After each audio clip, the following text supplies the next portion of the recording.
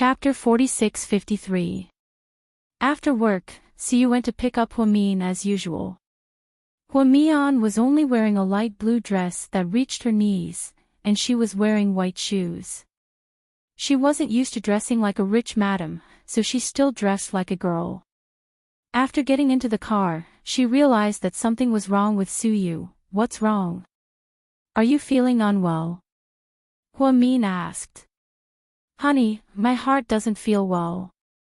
"What's wrong? Did you drink?" "No, then why would your heart feel unwell?" Huamin really believed him. "Feel it. My heart rate is different from usual," Siyu said, feeling wronged. Confused, Huamin really reached out to feel it. "No, your heart rate is normal, but someone made me feel unwell." "Really? Who made our President Su angry?" Huamin laughed. It was obvious that Siyu was throwing a tantrum. "Honey, I have a friend. He loves his wife very much, but his wife went to see her ex-boyfriend behind his back. Do you think he should punish his wife by kneeling on a washboard or a durian tonight?" After Siyu finished speaking, Huamin immediately understood. Then, he giggled. "You're still laughing? You're such a big shot. Aren't you embarrassed to stalk someone?" "I'm not stalking her. It's just that Mrs. Su is so famous now that she doesn't even know that someone is secretly taking photos of her." Siyu pouted. "I'm not a big star, why would anyone secretly take photos of me?" "Okay. It's just meeting with Ning Ziyuan today. It's simple. That scumbag wanted to borrow money from me, but I didn't." "Borrow money? Why do you need money?" "His father has cancer," Huamin said. "Did you borrow money?" Siyu asked. "No, he borrowed 300,000 yuan all at once." "I don't have that much money." Huamin laughed. "Mrs. Su, you're pretending to be poor again. Didn't I give you several cards? You can easily swipe more than 300,000 yuan, okay? That's your money, not mine. I'm all yours. Why are you still fussing over whose money it is? You're so boring." Siyu leaned on Huamian's shoulder and whined. "Mr. Su, please drive home quickly. I'm starving. I want to eat." "Then let's go out to eat." "No, let's go home and eat." "Okay, what do you want to eat?" "The soft fried pork tenderloin you made last time was pretty good." Huamin carefully recalled that Suyu's culinary skills seemed to have improved a lot recently. "No problem, let's go." When Huamin said that he was hungry, Siyu forgot to denounce him. The two of them didn't mention Ning Ziyuan's request to borrow money again. That night, Huamin saw that his colleagues at the hospital all shared a fundraising post on their WeChat moments. It was from Ning Ziyuan's father. It was a charity fundraiser that he started himself. It seemed that someone as prideful as him had no choice but to raise money from the public. Huamin thought for a moment and anonymously donated 3,000 yuan. It was more or less a token of appreciation. She had already done her best for Ning Ziyuan. That night, Siyu had a video conference with the overseas branch. Siyu spoke in English the entire time. Huamin realized that Suyu's English was an American accent. It was very handsome and smooth. Moreover, during the meeting, he really looked like a boss. Huamin made a cup of coffee, walked over, and placed it on the table. In order not to disturb Siyu, he wanted to turn around and leave. However, Siyu pulled him hard and he fell into Suyu's arms. Then, Huamin was caught off guard and met Suyu's subordinates from the overseas branch. Siyu mischievously said in English, "Let me introduce you. This is my wife, Huamin." Chapter 46-54. "Come on, say hello to them." Huamin shyly greeted them in English. Then, she quickly got up and ran to the side, to hide from the camera. What are you doing? You scared me to death, Huamin complained in Chinese. Suyu smiled but didn't say anything. You still have the cheek to smile. I'll deal with you later. When Suyu came out of the meeting, Huamin was downstairs watching a TV show. At this time, and was hiding in his room, playing games and refusing to come out. Suyu went straight to the kitchen, took out some fruits from the fridge, washed them, cut them, and brought them up. He placed them in front of Huamin. Mrs. Su, please have some fruit. Thank you, Mr. Su. Suyu sat down next to Huamin and put his arm around her shoulder. He could clearly feel the warmth from her body. Every time this happened, he would have a feeling. It was as if there was a voice in his heart that kept saying, "She's mine. She belongs to me and only me." Honey, what TV show are you watching? Ghost blows out the light. Aren't you afraid? It's so late. Suyu was speechless. I'm not afraid. When I was in medical school, I studied corpses with a few classmates at night. Suyu, women in medical school are indeed powerful. Suyu gave her a thumbs up. By the way, honey, I've been planning to use your name to set up a charity foundation to help families in need. That's a good thing. Mr. Su, you're very ambitious. Huamin reached out and patted Suyu's head. I'll get my assistant to follow up on this matter and work with Southside. No problem. Then, the first sum of money from the foundation will be used to treat Ning Ziyuan's father, Suyu suddenly said. Huamin paused and looked at him. Why are you looking at me? That scumbag Ning Ziyuan is hateful, but his father didn't do anything wrong. I heard that he used to treat you very well. Since we know each other, we should learn from Lei Feng and do good deeds for him. Plus, the money is from the charity fund, so it's good fortune for us. Suyu actually wanted to say that 300,000 yuan was not a lot. He could lend it to him or give it to him. After all, that person could not afford it. But later, he felt that it was inappropriate, so he thought of the public welfare fund. Huamin was touched after hearing that. Her man was so kind, in terms of human nature, he was so outstanding, who said that children from rich families were cold, heartless, and obsessed with money. Suyu wasn't like that. Her Suyu wasn't like that. Huamin turned sideways and wrapped his arms around Suyu's neck. Thank you, Mr. Su. You're really, very kind. Then, do you think I should change my name and not be called Suyu anymore? Suyu joked. Huamin smiled and took the initiative to kiss Suyu. Fortunately, and didn't come out at this time. Otherwise, he would have been tortured again. Late at night after their lovemaking, Huamian fell asleep from exhaustion. Suyu pulled the blanket up worriedly, afraid that she would catch a cold. Then, he stared at her delicate face for a long time. He felt like he was dreaming. Suyu held his phone and posted this on his WeChat moments. He said, all the surprises and good luck in this world are accumulated by your character and kindness. Suyu felt that after doing so much, in the end, he still got to be with Huamin. Chapter 46-55. In the blink of an eye, Suyu and Huamin had already been married for more than half a year. His mother and Jixin had already moved out of the slums. Suyu bought them a villa in a beautiful neighborhood in the suburbs. In order not to worry Huamin, he even equipped them with bodyguards and nannies. He also bought a new car for Jixin. As a Transformers fan, Jixin had always been in love with the Chevrolet Camaro, which was also known as the Bumblebee. Summer turned to winter, and in the blink of an eye, it was November. It began to snow in the north. It was Mr. Su's birthday.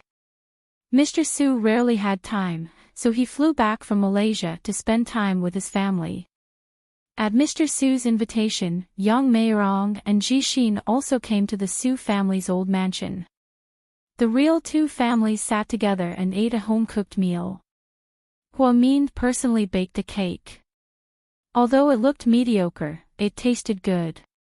Mian, how's your work recently? Are you tired? Lady Su felt sorry for her daughter-in-law. I'm not tired, Mom. I'm good, and so is Southside. Emichim, our Dr. Hua is a famous doctor in the hospital. When President Wu retires, our Dr. Hua will be the director. Suyu hugged Huamin's shoulder and blew it out for her. Don't talk nonsense, I'm not that capable to be the director.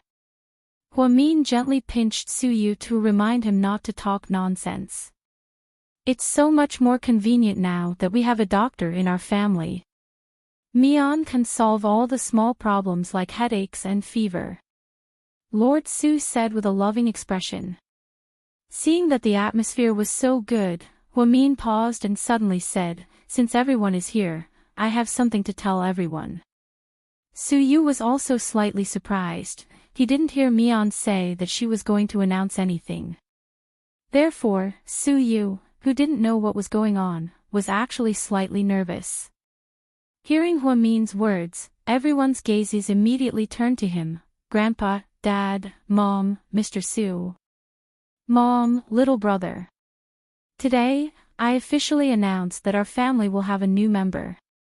Huamin looked at everyone's faces and said word by word.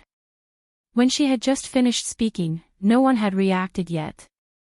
Lady Su, on the other hand, had some clues. After the ecstasy, he asked her excitedly, Mian, you're pregnant. Yes. Huamin nodded shyly. Then, the whole family boiled over, only Suyu was still in a daze. He stood rooted to the ground, as if he hadn't reacted yet. Lady Su nudged her son. What are you waiting for? You're going to be a father. I am going to be a father. Suyu repeated in a daze. Mian, how long has it been? Yang Meirong couldn't help but get excited. It's very small, only 4 weeks. I wanted to wait for 50 days to do an ultrasound before telling everyone, but everyone is here today, and the atmosphere is so good, so I said it in advance. Huamin's period had always been on time, so when her period was delayed for 2 days, she had a premonition. After she married Suyu, they had been very intimate. In fact, Suyu didn't know where he got so much energy from.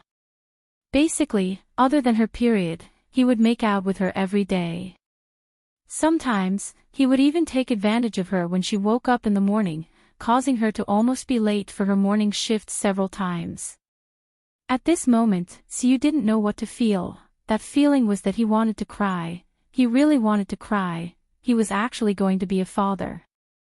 He actually had a child. It was their child, with the woman he loved the most. Chapter 46-56. Look at Ryu, he's silly. Lady Su smiled. This silly boy. He doesn't know how to be happy. Lord Su also looked at his grandson.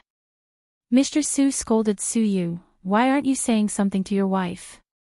Only then did Suyu react. He was so excited that his mind went blank. He sat up with a plop and suddenly picked up Huamin. Then, he spun around in the huge living room. That's great, thank you. Mrs. Su. Thank you, Mian. My head is dizzy. Put me down.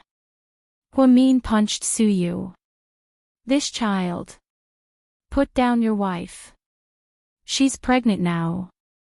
Don't scare her.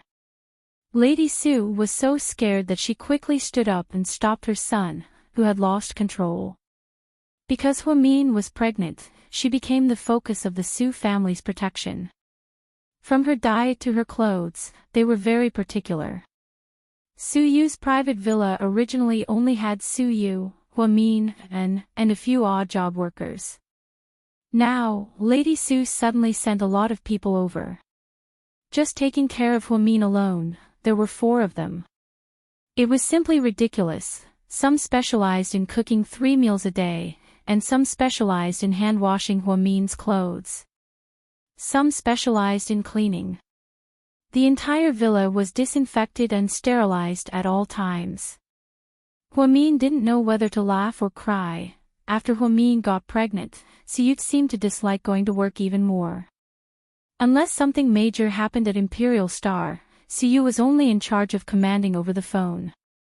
This president was indeed becoming more and more unprofessional. Then, when Huamin was 3 months pregnant, Siyut forbade her from going to work. He applied for a long leave for her. Every day, he would talk to her, relax, and eat with her. He would go to the garden to eat fresh fruits and vegetables. He would go to the park with good air to take a walk and breathe in the fresh air. On this day, Huamin and Suyu were picking out baby clothes at a maternity store in the city center. "Mrs. Su, do you think our baby is a boy or a girl?" "I don't know. We'll only know the gender after 4 months." "Why, do you dislike girls?" Huamin asked him deliberately. "Nonsense. I like both boys and girls, as long as it's our child," Suyu said happily. Suddenly, 2 small figures appeared in his mind. He said sadly, "Wife, if we have a little princess, I'll name her, okay?" "Sure, why are you so interested?" Huamian was puzzled. "That's right, I suddenly thought of a very fun name. I think it'll be very cute." "What's the name?" Huamian looked down at the baby supplies and chatted with Suyu, SSS. "Poos. What a weird name, how did you come up with it?" Huamin looked at Suyu, amused. "I think it sounds good, listen to me, okay? I'll leave the name to you." Suyu acted like a spoiled child to Huamin in the store, no matter how many people there were. Huamin naturally didn't want to embarrass his man, so he nodded.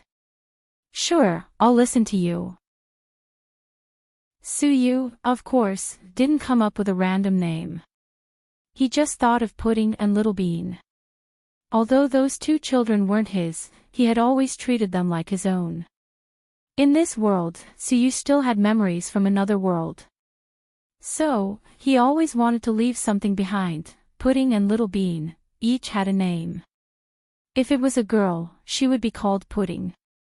"Mr. Su, if it's a boy, what's his nickname?"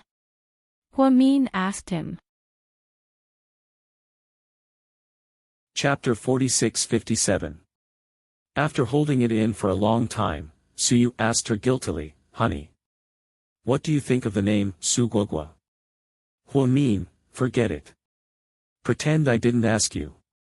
Huamin felt that Suyu's brain circuit was really strange. How could he think of such a weird name like Guogua? At least, he hadn't heard of any children named Guogua. Wasn't it a sign that he wasn't educated enough? As for the boy's name, Suyu really hadn't thought about it. This was because he had never seen Huamin and Qin Chu's second child, Qin Yuyao. He only knew that Pudding and Little Bean always called their unborn brother Qin Guogua. However, this ugly name was quickly rejected by Huamin. After the 2 of them finished shopping, Huamin was a little tired. The 2 of them found a cafe and sat down. Then, they saw someone familiar. To be precise, Suyu saw someone familiar. Lord Su. Shen Mingxi walked over. "When did you come back?" "Yesterday." "I heard that you got married." Shen Mingxi asked. "My wife, Huamin," Suyu introduced proudly. Shen Mingxi nodded and smiled at Huamin. Huamin also smiled politely. At this moment, there was a girl behind Shen Mingxi. Suyu was also causing trouble. Wei Ying, it seemed that the 2 of them were already close. Without Hui Yanyan, the mistress, there was no tragedy like Wei Ying and Shen Mingxi in the other world. "Big brother Suyu," Wei Ying said with a smile. "You're back too." "Yeah, we came back together." "Are you getting married?" Suyu looked at them with a smile. "Not yet. We came back this time to get engaged first." We're both studying for our doctorates, so we won't get married so early, Wei Ying said. After exchanging a few pleasantries with his old friend, Suyu returned to his seat. After returning to this world, Suyu really saw too many old friends. Every time he saw someone, his mood would be different. He had to say that life was like a drama. Mr. Su, why are you in a daze? Huamin saw that he was a little absent-minded. It's nothing. I just saw a friend I haven't seen in a long time. I'm a little emotional. Oh right, did your bestie take care of that police officer? Suyu suddenly thought of Zhu Lingling and Gao Ran. At this time, Gao Ran was only the captain of a branch. And Zhu Lingling was a particularly vicious stewardess. The two of them, probably don't have a chance. They fight every time they see each other. They're really like enemies. I don't think they'll like each other. I think Lingling should find a warm man who'll be honest and listen to her. Huamin rested his chin on his hands. That's different. Haven't you heard that beating is affection and scolding is love? Maybe they were fated to be together in a previous life. Suyu smiled. Why do you seem to know everything? Don't tell me you transmigrated from some future world. Huamin was just saying it casually. After all, Suyu sometimes spoke and did things mysteriously, as if he had seen through everything. What if I say yes? Do you believe me? Suyu asked Huamin seriously. If you really came from the future, then I can only be sure of one thing. Huamin said as he ate dessert. What? You must love me very, very much. Otherwise, you wouldn't have transmigrated back and caught me in a flash marriage. After saying this, Huamin laughed foolishly. He gave himself a thumbs up for his super-rich imagination. However, Suyu didn't laugh. He subconsciously reached out and gently stroked Huamin's face. Mrs. Su, I do love you very much, very much. Su Qinchuan said. Chapter 46-58. Huamin never thought that she would get married in a flash at the age of 24. Moreover, it was to the top person in the city. It was one thing for her to get married in a flash, but she didn't expect to hit the jackpot after only half a year of marriage. The arrival of the child caused the entire Su family to celebrate. Huamin also enjoyed the treatment of an empress dowager. She didn't know whether to laugh or cry. Even when she got up in the middle of the night to drink water, Suyu got up nervously. I'm just a pregnant woman, I'm not disabled. Don't be so nervous, Mr. Su. Huamin smiled helplessly. Don't talk nonsense. You're going to have to bear the child for 10 months. It's nothing for me to do this. Suyu got off the ground barefooted. After getting the water, he came back and handed it to Huamin. Try the temperature. If it's cold, I'll add some hot water, he said. Mr. Su, if you continue to take care of me like this, I really won't be able to take care of myself. Will I become a panda? Huamin held the cup and looked at Suyu with a blissful smile. You're the Su family's panda, then I'll have a few more in the future. That way, I can continue to enjoy the treatment of a panda, Huamin said as she drank the water. No, this one is enough. Don't have so many. Whether it's a boy or a girl, it'll be this one, Suyu insisted. Huamin finished drinking the water and put the cup on the bedside table. She looked at him in surprise. What? Don't all men want their wives to give birth to children for their family? Why do you seem so reluctant when it's your turn? This one is already hard enough. Last night, I watched a program on a foreign video website about childbirth. I almost died of shock when I saw the cesarean section. Mian. Let's have this one, really. I don't want you to suffer anymore. One is enough for us. Suyu was serious. After Huamin got pregnant, Huamin ate, drank, and slept in peace. Suyu almost got prenatal depression.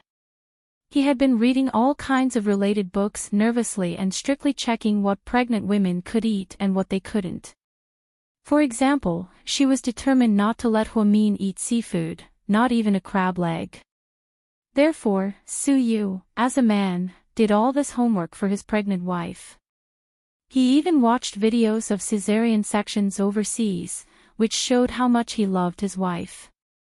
Of course, men would never be able to understand the pain of a woman's pregnancy and childbirth. However, a man who loved his wife would never treat her as a childbearing machine.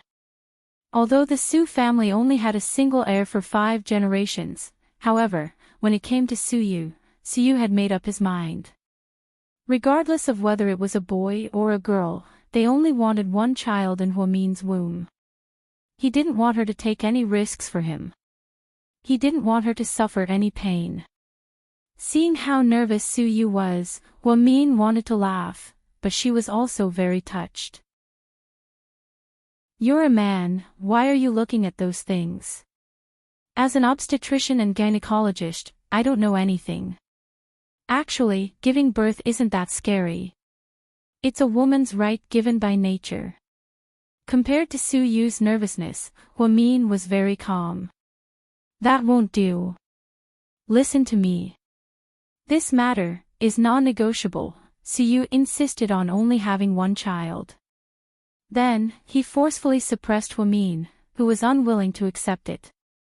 Soo-yu hugged her tightly from behind. She remembered how nervous Soo-yu was when they first got married. So much so that on their wedding night, they almost didn't complete the bridal chamber mission. Perhaps it was because he was too nervous, or perhaps it was because he had waited for this moment for too long. Therefore, when his hand touched Hwa-min's skin, his fingertips would tremble slightly. Chapter 46-59. From summer to autumn, and now to winter. He had just gotten used to this rhythm and thought that he could enjoy the two of them. He didn't expect the little one to arrive so quickly and completely disrupted their plans. Mian, compared to calling her honey, Mrs. Soo, wife. Mian, Soo-yu preferred to call her Mian, for some reason. Every time he called her Mian, he would feel happy. However, he could only call her that at night after they went to bed. Otherwise, he would definitely be scolded in front of Tang Chuan and Wei Liao. Especially Tang Chuan, he might vomit if he heard it. After all, who would have thought that the once hot-tempered young master would one day become as clingy as a teddy bear? Not only was he clingy to his wife, but he also chased after her and called her Mian. Just thinking about that scene was enough to make one laugh for 500 days. Mian, yeah. Hwa-min smiled sweetly. "I'm sorry, the child's arrival disrupted my plans to take you on a honeymoon. Otherwise, I would have taken you to Fiji after the anniversary celebration this month." Soo-yu hugged Hwa-min tightly from behind and apologized gently. "It's okay, we'll go after the baby is born. Anyway, I gave birth naturally. I won't rest for long. But I heard that natural childbirth is very painful." Soo-yu's heart ached. "A C-section is even more painful." Hwa-min was actually just joking, but Soo-yu remained silent. "Hey, what's wrong?" Hwa-min suddenly turned over and saw Soo-yu's melancholic eyes. When Soo-yu was in another parallel world, he had accompanied Hwa-min to give birth. It was when they had twins, Pudding and Little Bean. At that time, Chin-chu was still in the United States, and Soo-yu was so nervous that he didn't know what to do. Hwa-min's labor hadn't gone very smoothly. The hardships she had suffered in the process couldn't be explained in just a few sentences. Ever since then, the experience of having a child had left a shadow in his heart. Although he wasn't the one to give birth to the child, it was still more painful than giving birth to the child himself. After all, he loved his woman dearly. "Mr. Soo, don't tell me you have prenatal depression." Hwa-min teased him on purpose.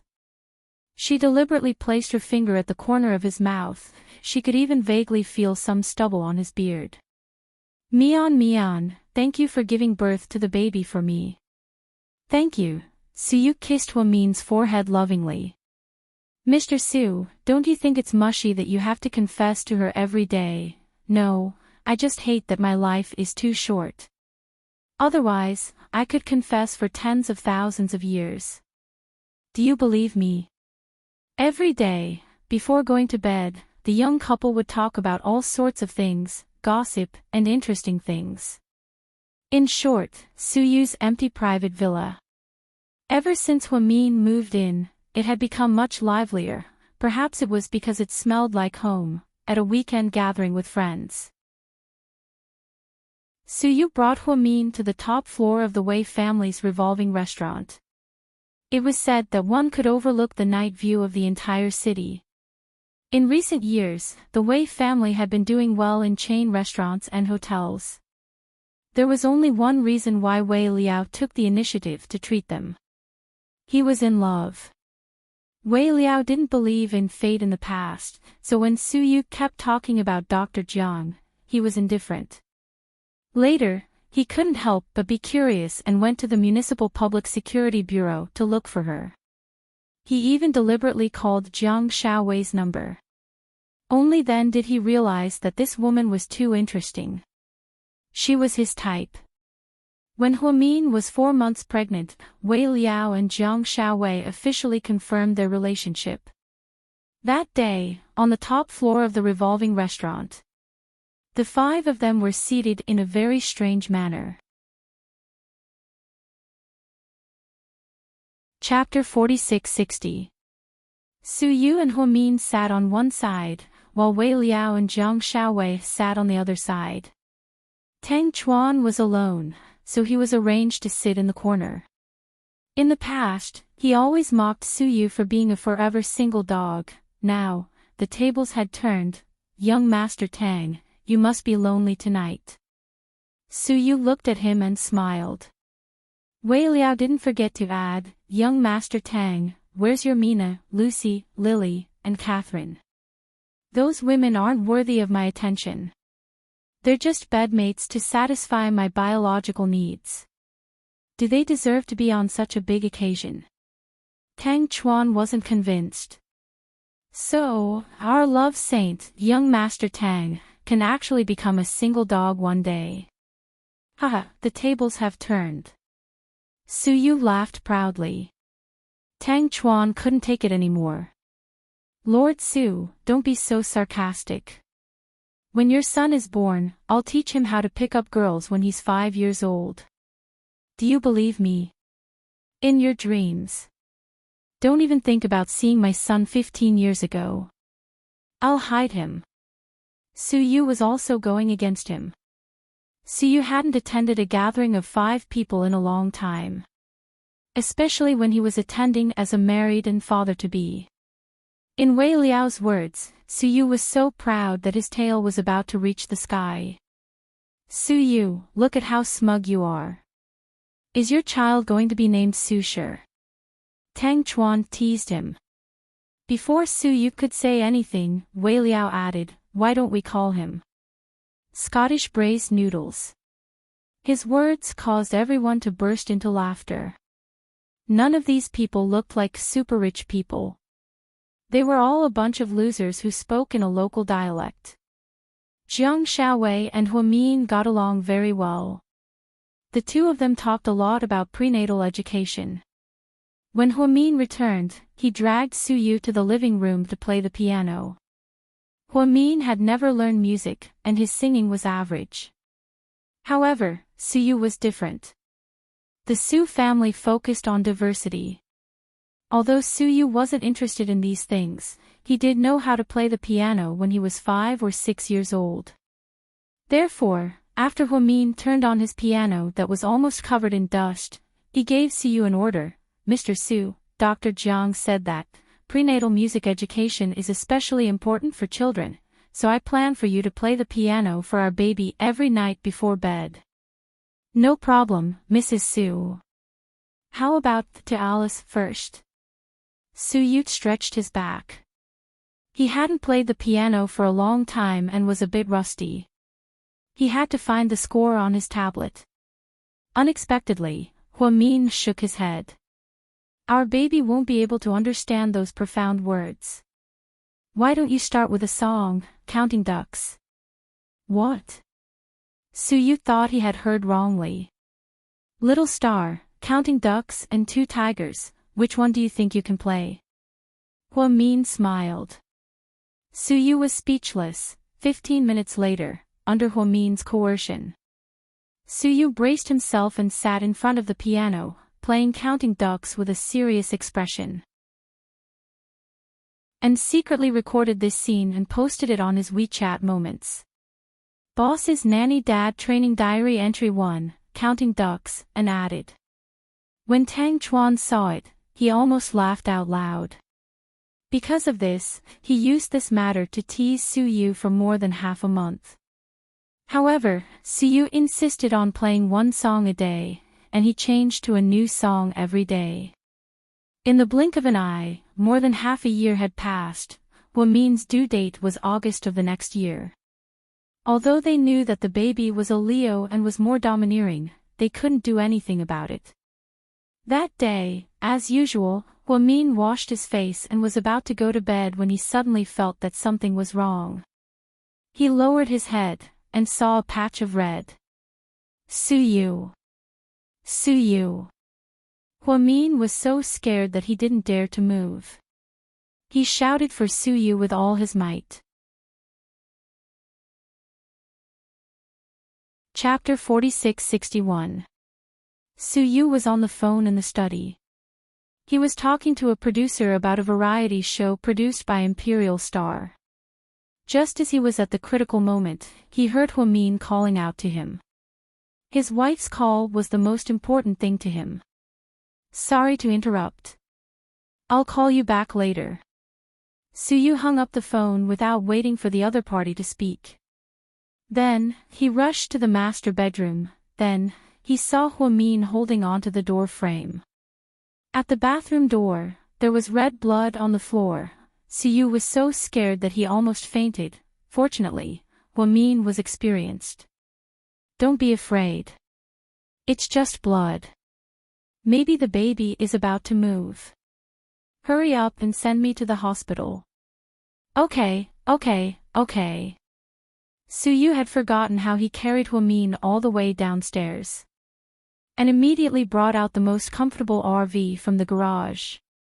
To be able to let Huamin lie flat in the car, it actually took more than 40 minutes to travel from Suyu's private villa to South Side. But that day, it only took 20 minutes. When they arrived at South Side, it was 10:20 p.m. At that time, the main directors of the obstetrics and gynecology department weren't there. Suyu called President Wu and roared over the phone. Therefore, that night, a total of 4 directors of the obstetrics and gynecology department came from the first hospital and South Side. Just the midwives alone were there. It could be said to be the largest childbirth in history. Those who knew that Mrs. Su was giving birth inside, but those who didn't would think that she was a member of the British royal family. This was simply too grand. Huamin was a strong person. When she decided to give birth naturally, she knew what kind of pain she had to endure. Therefore, while she was waiting for the cervix to open, she didn't make a sound even though she was in pain. However, just from the sweat on her forehead, one could tell how tragic it was. Dr. Hua, if you're in a lot of pain, you can shout a few times. No one will laugh at you. That's how everyone goes through it. The gentle chief physician comforted Huamin. She shook her head.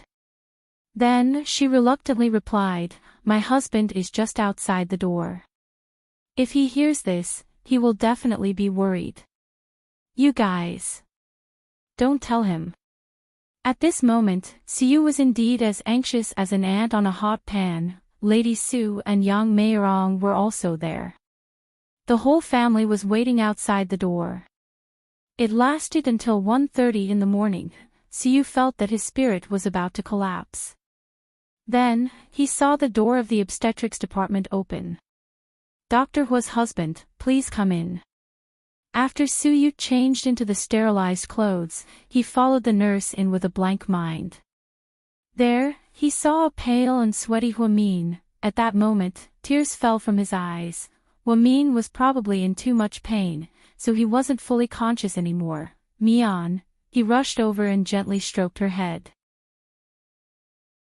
Before he could say anything to her, the baby's cries resounded throughout the delivery room. President Su, congratulations. It's a rich girl. After the chief doctor delivered the baby, she held the newborn with a smile on her face. At that moment, Siu really didn't know how to react. She's so beautiful. Her eyes are so big, 6 pounds and 8 ounces. The little guy really isn't thin. It's really difficult for our Dr. Hua. These words echoed in Su Yu's ears. He didn't even know how to react. After all, this was the first time in his life that he was a father. It wasn't until the baby was placed in Su Yu's arms that he saw the child's appearance. She was clearly wrinkled and ugly, but Su Yu felt that she was the most beautiful woman in the world other than Huamin. Hi. Su Yu, welcome to this world. I'm your father, Su Yu. After speaking, Su Yu lowered his head and kissed the little guy's forehead. This was his daughter, his and Huamin's daughter. Other than Huamin, Su Yu's favorite little lover. Epilogue. All the surprises and good luck in this world are accumulated from your character and kindness. Su Yu's side story. Chapter 4662. Huamin might be the most impressive special admissions student in the history of second high school.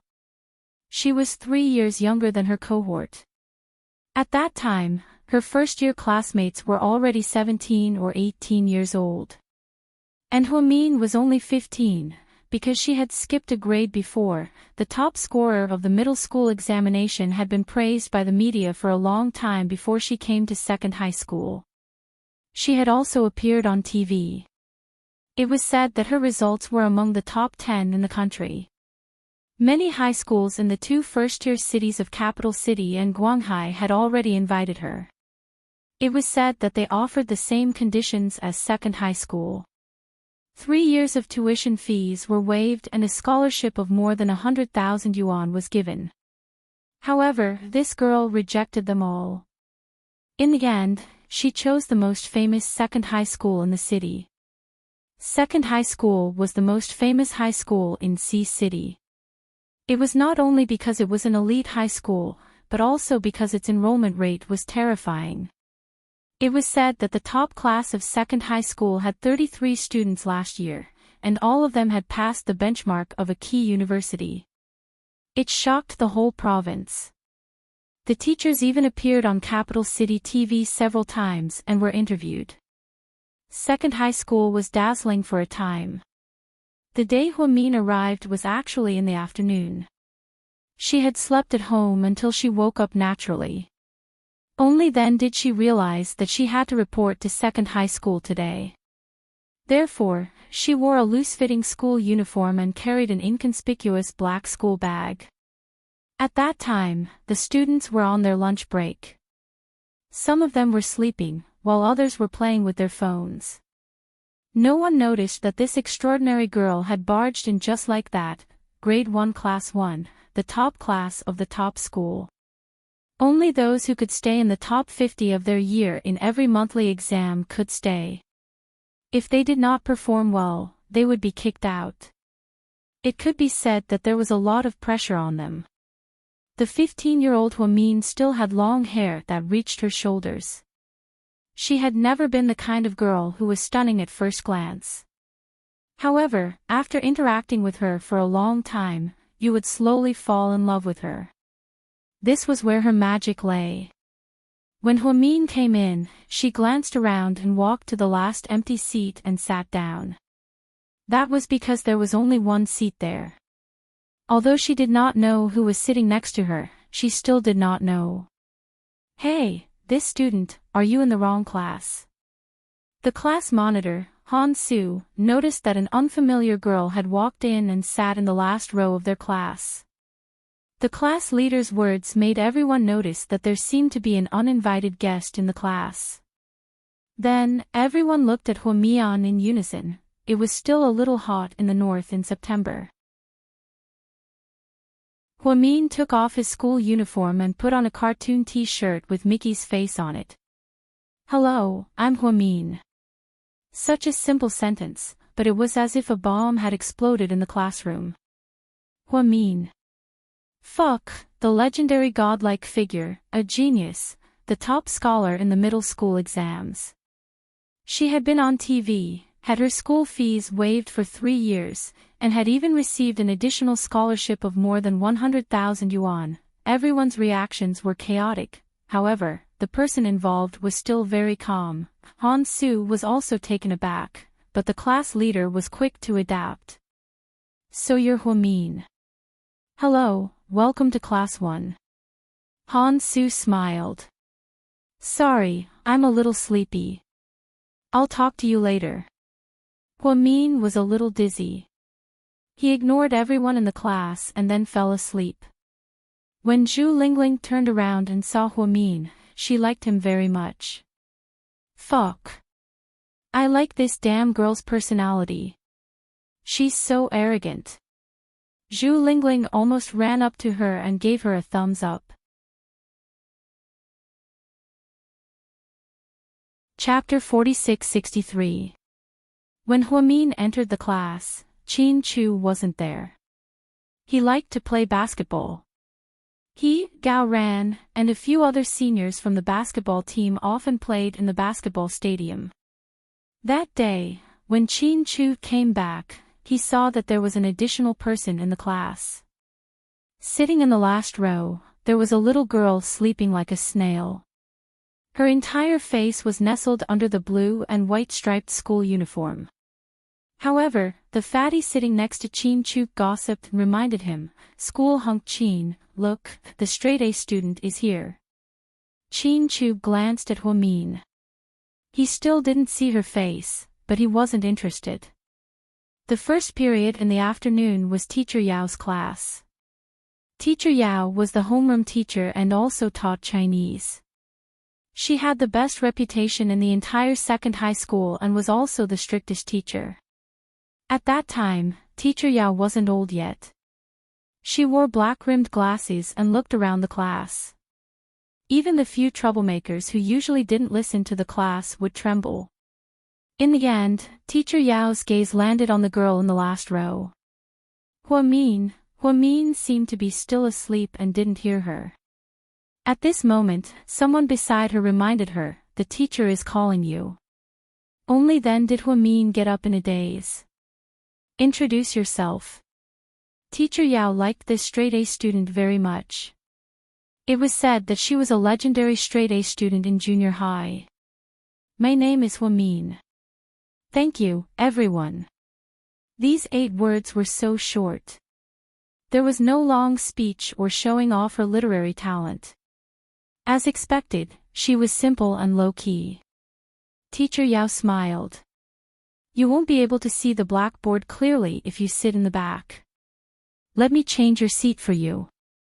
At this moment, everyone turned to look at Hua-min for her reaction. "Teacher, I'm fine here. That's all." Without giving the teacher a chance to change her seat, Hua-min sat in the last row. Why? Because it was convenient to sleep. Teacher Yao's class was very long. She was talking about classical Chinese. Hua-min only listened for 10 minutes before she felt sleepy again. Then, he fell asleep once again. "Teacher, Hua-min is sleeping in class." There was a girl with a big mouth called Jing Xiujuan. Her role in the class had always been that of a tattletale.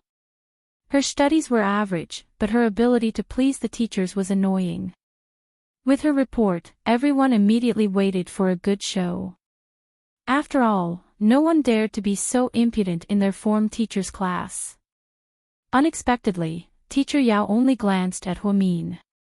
Then he smiled and said, "Let her be." "Yes, you didn't hear wrongly. Teacher Yao is right. Let her be."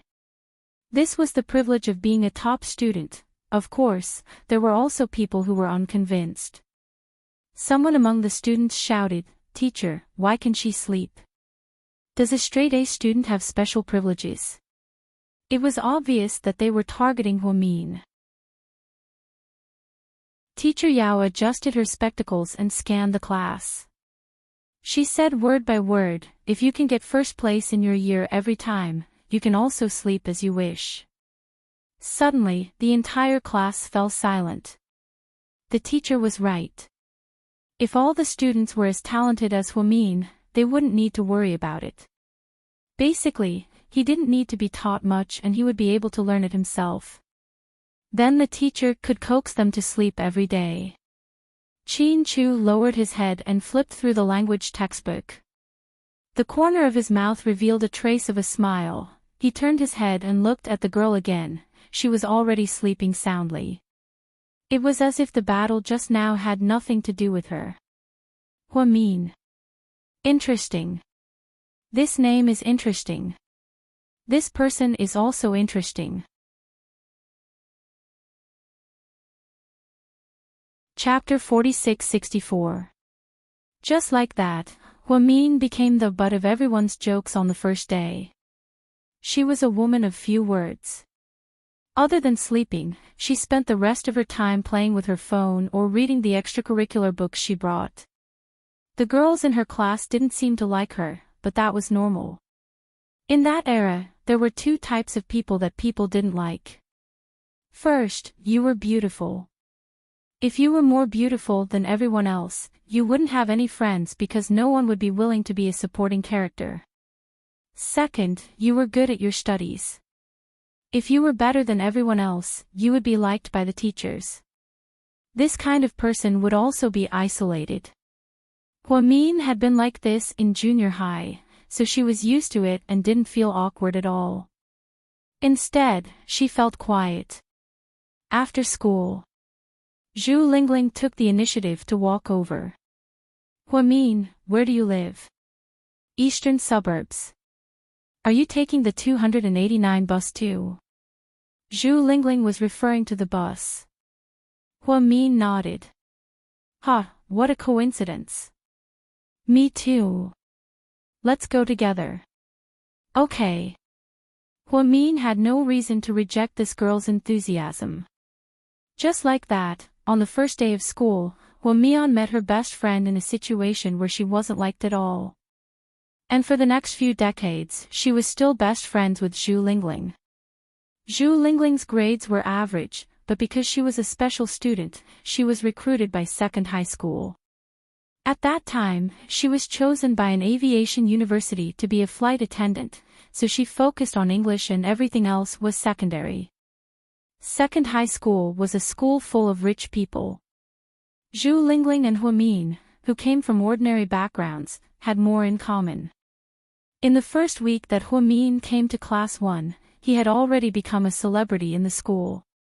At that time, every day during lunch break or between classes, many people from other classes would come to the classroom door and look through the glass. It was like a panda exhibition in a zoo. Then, everyone would discuss it in private. "Look, that's Huamin. She looks average. I couldn't tell that she's so good at studying. Yeah, she's the top scholar in the middle school examination. I heard that our principal personally went to her house to invite her. She's a god. She's pretty cute. If she were my girlfriend, would she tutor me for free?" Haha, Huamin basically pretended to be an ostrich most of the time. Sometimes, he would just put on his headphones and ignore everything else. Inside the basketball stadium after finishing a section, Qin Chu sat down to rest, sweating profusely. Gao Ran handed him a bottle of water. Qin Chu took it and gulped it down. Beads of sweat slid across the tip of his handsome nose, making people want to scream. She didn't know why, but at the age of 17 or 18, he was emitting such a seductive pheromone. "Chu, I heard that there's a genius in your class." Gao Ran gossiped. "Yes. Then won't you be number 2 forever? Ha! Gao Ran gloated. Chin Chu glared at him and he immediately shut up. I think there's a way to deal with her, Gao Ran said. Chin Chu still didn't say anything. You can chase after her and use a gentle trap to influence her. While she's not paying attention, you can be number 1 in the grade. Huh, isn't that despicable? Gao Ran fantasized. Go ahead. After Chin Chu said this, he stood up and walked to the court handsomely. At that time, Gao Ran and Chin Chu didn't know what kind of important role Huamin would play in their lives. Chapter 46-65. Chin Chu and Huamin met for the first time half a month later. One afternoon, Chin Chu came back late from playing basketball. There were only a few people left in the cafeteria. Huamian, on the other hand, overslept, and it was already very late when she got there. The cafeteria was about to clear the tables and go to bed. The two of them walked in one after another. Is there any food left? They actually asked the same question in unison. Chin Chu and Huamin looked at each other. There's only one set left. Why don't you two share it? The auntie in the cafeteria scooped out the leftover rice and dishes and placed them on a plate. Chin Chu frowned slightly. He didn't have the habit of eating with others. He wanted to go out for a bite, but he looked at his watch. There were less than 25 minutes until the afternoon class. He wouldn't be able to make it in time. Huamin also slept the whole afternoon. He was a little hungry. He didn't want to eat, right? He would definitely feel uncomfortable. If he ate, he would have to share it with others. The two of them were in a stalemate. In the end, Chin Chu took the plate. He slowly walked to the empty seat. He didn't invite her because he wasn't the kind of person who took the initiative to talk to girls. Huamin licked his lips and took out 2 pairs of disposable chopsticks. Then, he walked over generously and handed one to Chin Chu. He kept the other for himself. Then, the two of them calmly shared a plate of lunch. The most amazing thing was that they didn't say a single word. That was also amazing. The two of them were indeed very good at holding back. When they returned to class together, the bell had just rung. When the other students saw them walking back together, they felt a little strange. During the break between classes, Lu Xiying, who had always had a crush on Chin Chu, never held back or avoided anything. This was because she and Chin Chu went to the same school since junior high. With her grades, she was able to enter second high and class 1. Like Wei Dong, she relied on money to get in. She bought bread and energy drinks from the supermarket in school. You seem to be very tired from playing basketball recently. Eat more. Just like that, Lu Xiying generously delivered food to Chin Chu. Bread and water were placed directly on his table. This attracted the envious gazes of the other students. In fact, Lu Xiying was quite pretty. Her hair was longer than Huamin's, and her voice was gentle and soft. Of course, her gentleness was only for Chin Chu. Chin Chu glanced at it coldly.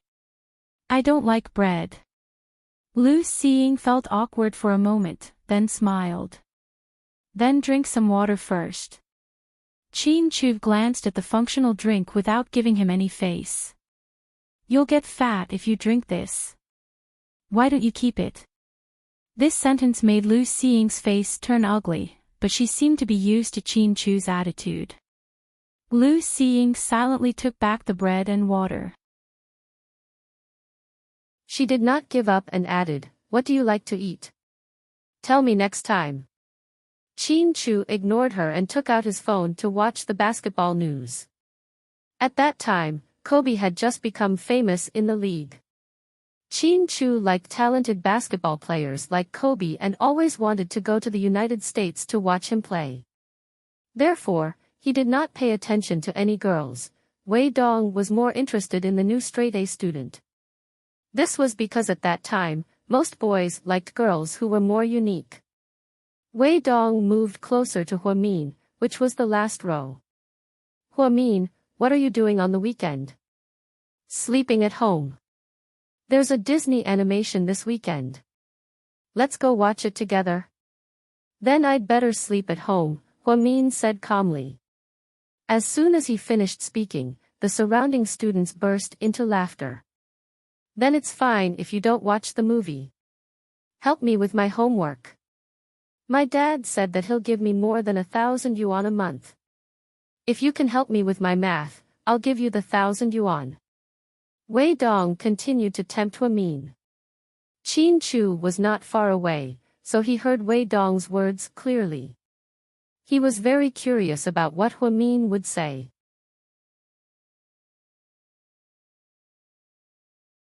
Chapter 46-66.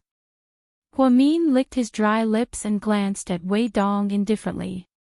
With your aptitude, I can't teach you no matter how much money you give me, Wei Dong. It wasn't that Huamin didn't give him face, but Wei Dong's aptitude was indeed too poor. He was probably the student who had received the most money in the history of second high. Others only received a few 100,000 yuan, but Wei Dong's family received almost 1,000,000 yuan in funding. It was said that the principal wasn't very willing to accept him, and in the end, Wei Dong's father had to pull some strings to settle it. He didn't know why some parents were so persistent. Their child was already in high school, how could they not know if his grades were good or not? He clearly didn't have the talent for learning, yet he still forced his child to attend a key high school. This mentality was a typical Chinese education. Wei Dong was the last student in class 1. His grades were very stable because there was no room for him to fall. In every exam, he had to rely on his stupidity for the multiple-choice questions, which meant that he had to rely on luck. As for the other questions, they were all left blank. Some subjects were even given blank papers. It directly lowered the average level of class 1. It was said that teacher Yao had repeatedly complained to the principal about this. She wanted Wei Dong to transfer classes, but in the end, she didn't succeed. However, this guy never felt guilty about his poor grades. Instead, he was still in the mood to flirt. Moreover, the famous bad student in school was flirting with the famous top student in school. This combination was really out of place. Huamin's voice was neither loud nor soft, but the surrounding students heard it clearly. Someone echoed, Wei Dong, stop pestering him. He already said it clearly. With your aptitude, no matter how much money you give him, he won't be able to teach you. Ha ha ha. Wei Dong giggled and didn't feel embarrassed. He continued to stare at Huamin and said, it's fine if you don't want to tutor me. I just want to ask you out, to be friends. I think we hit it off quite well. Wei Dong was thick-skinned. Even after Huamin refused to tutor him, he still didn't give up. He even said that he wanted to be friends with Huamin. The classmate next to Qin Chu laughed out loud. This guy is really out of his league. He's actually trying to flirt with the top student. Qin Chu ignored her and continued to read his English book, as if everything that was happening around him had nothing to do with him. Huamin sighed slightly when he saw that Wei Dong was unwilling to give up. Then, she lowered her head and did not look at him. I don't like to be friends with bad students. Why don't you try to raise your ranking? Huamin's words made Wei Dong not know whether to laugh or cry. There were 42 students in the class, and Wei Dong was ranked 42. Although he was only one place away from the 41st place. But the difference in scores was like heaven and earth. Even Zhu Lingling, who was recruited as a special student, had a total score of more than 500 in her mock exams. Zhu Lingling hovered around 38. 39. There were also a few specially recruited sports and art students sandwiched between Wei Dong and Zhu Lingling. However, they all scored more than 500 points. Wei Dong's total score had never exceeded 240 points. It wasn't an exaggeration to say that it was harder than ascending to the heavens for him to raise his ranking. Wei Dong sighed slightly when he saw that Huamin had tactfully rejected him. Okay, if you're not willing now, I'll ask again later. Wei Dong turned around and left dejectedly. The bell rang, and Huamin continued to feel drowsy. Gradually, a rumor spread around the school. It was said that the new top student came to second high not to study, but to sleep. Huamin's name resounded throughout the school like thunder in less than a month after she entered the school.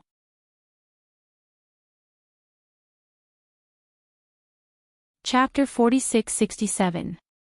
The principal liked her, the homeroom teacher liked her, and all the teachers who taught her had never said anything bad about Huamin. She was talented, and she respected her teachers. Although her relationship with her classmates wasn't that good, they weren't incompatible. In short, Huamin's personality was very mild. It was as if a pot of soup had only a little MSG added. She couldn't taste the saltiness, but she could feel that this pot of soup had become more delicious. In English class, the foreign teacher was a very cheerful Australian friend. He was tall and thin, and he wore glasses. After he finished the lesson, he started to play an interactive game. Huamin, the teacher called out. Huamin was reading a history lesson. Actually, it wasn't really history. At most, it was an unofficial history. This girl had been very interested in the Three Kingdoms recently. For the past few days, she had been studying the emotional entanglements between Cao Pai, Zhenmi, and Cao Ji. Here. Huamin heard the teacher call out her name and immediately stood up. Read the following paragraph. Try to pronounce it as accurately as possible so that everyone can learn. Okay. Huamin looked at the densely packed English characters in the foreign language book and read it fluently. The surrounding students all looked at Huamin with admiration, watching the brilliant performance of the top student. After reading a paragraph, Huamin was just about to sit down. Qin Chu, you and Huamin will perform the following dialogue, the teacher said. Qin Chu stood up reluctantly and didn't look at Huamin. So the two of them performed a rather difficult English dialogue. Qin Chu's voice was very pleasant. It was the kind that came naturally. At that time, many girls who had a crush on him thought that if Qin Chu could sing a song at the school's New Year's Eve party, that would make many girls drunk, right? In reality, Qin Chu not only didn't sing for others, but he also barely spoke. Other than Gao Ran from Class 8, who he was very close to, only a few boys on the school's basketball team could be friends with him. After the English class, the teacher praised them. Before class, she didn't forget to ask the two straight-A students. Your English level is very good. Actually, you can consider going abroad after graduating from high school. With your grades, you can get into a very good university and continue to study. Huamin didn't expect the teacher to talk so far. They were only in their first year of high school, and she was already thinking about 3 years. So, Huamin didn't say anything. Qin Chu, on the other hand, replied indifferently, I haven't decided yet. Most of Qin Chu's classmates knew about his family background. GK Corporation was a well-known listed company in the country. He's had a good reputation as SSSS Qin S's did. He was the kind of person who had the aura of a king since kindergarten. Huamin, what about you? Do you want to consider going abroad? The English teacher asked her seriously. Teacher, I really haven't thought about what will happen in 3 years. Huamin answered truthfully. The teacher smiled. Then you can think about it now. People have to think about their own future. I'll think about it. Thank you, teacher. The teacher smiled and nodded. Then, class ended, As soon as the bell rang, Zhu Lingling rushed over. Girl, bathroom, do you want to go? Okay. Huamin didn't want to go most of the time, but seeing how enthusiastic Zhu Lingling was, she couldn't bear to refuse, so she just accompanied her. Class 1 was in the innermost area. If she went to the bathroom, she would pass by Class 2, 3, 4, and 5.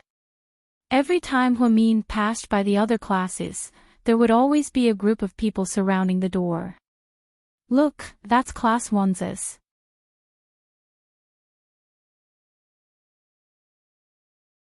Chapter 46-68. Every time this happened, Huamin would lower her head and cover her face with her school uniform. Zhu Lingling was by her side and was very protective of her.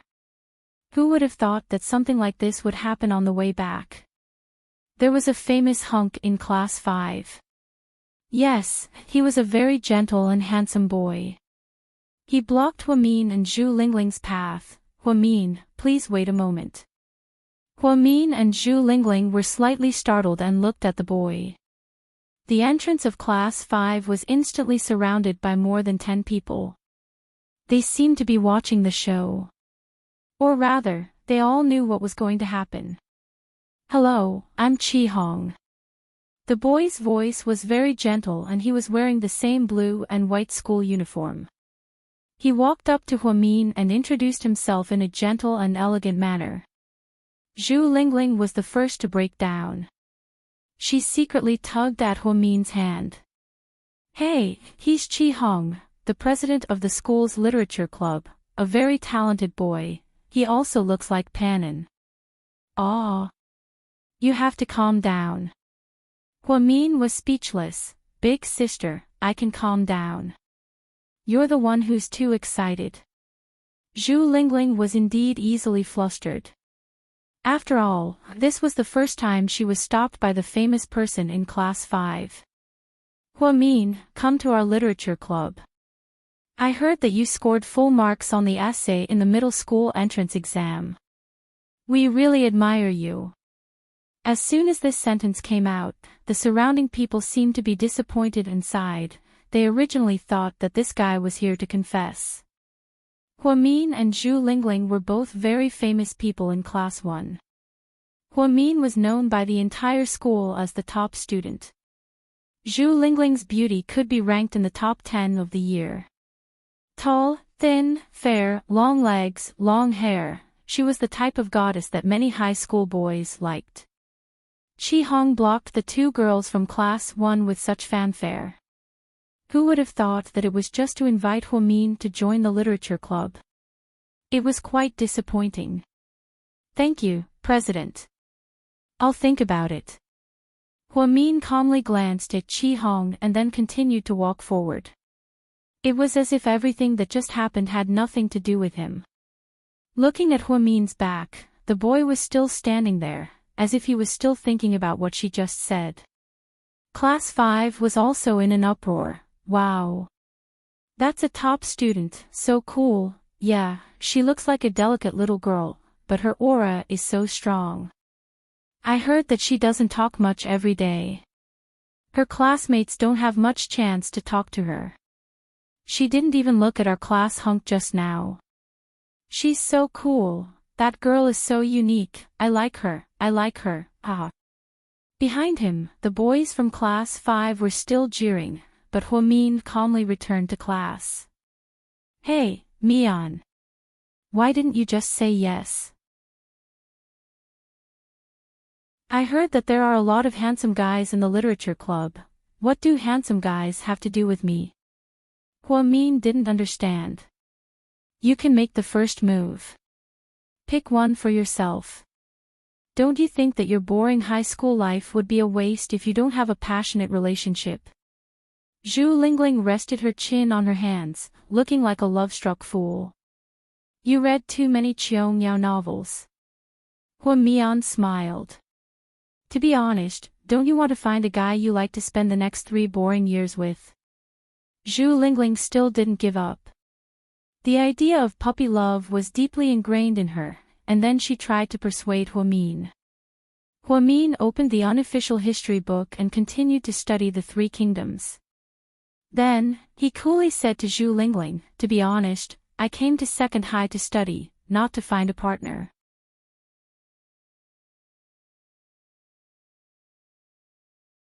Chapter 46-69. Huamin's words almost made Zhu Lingling laugh to death.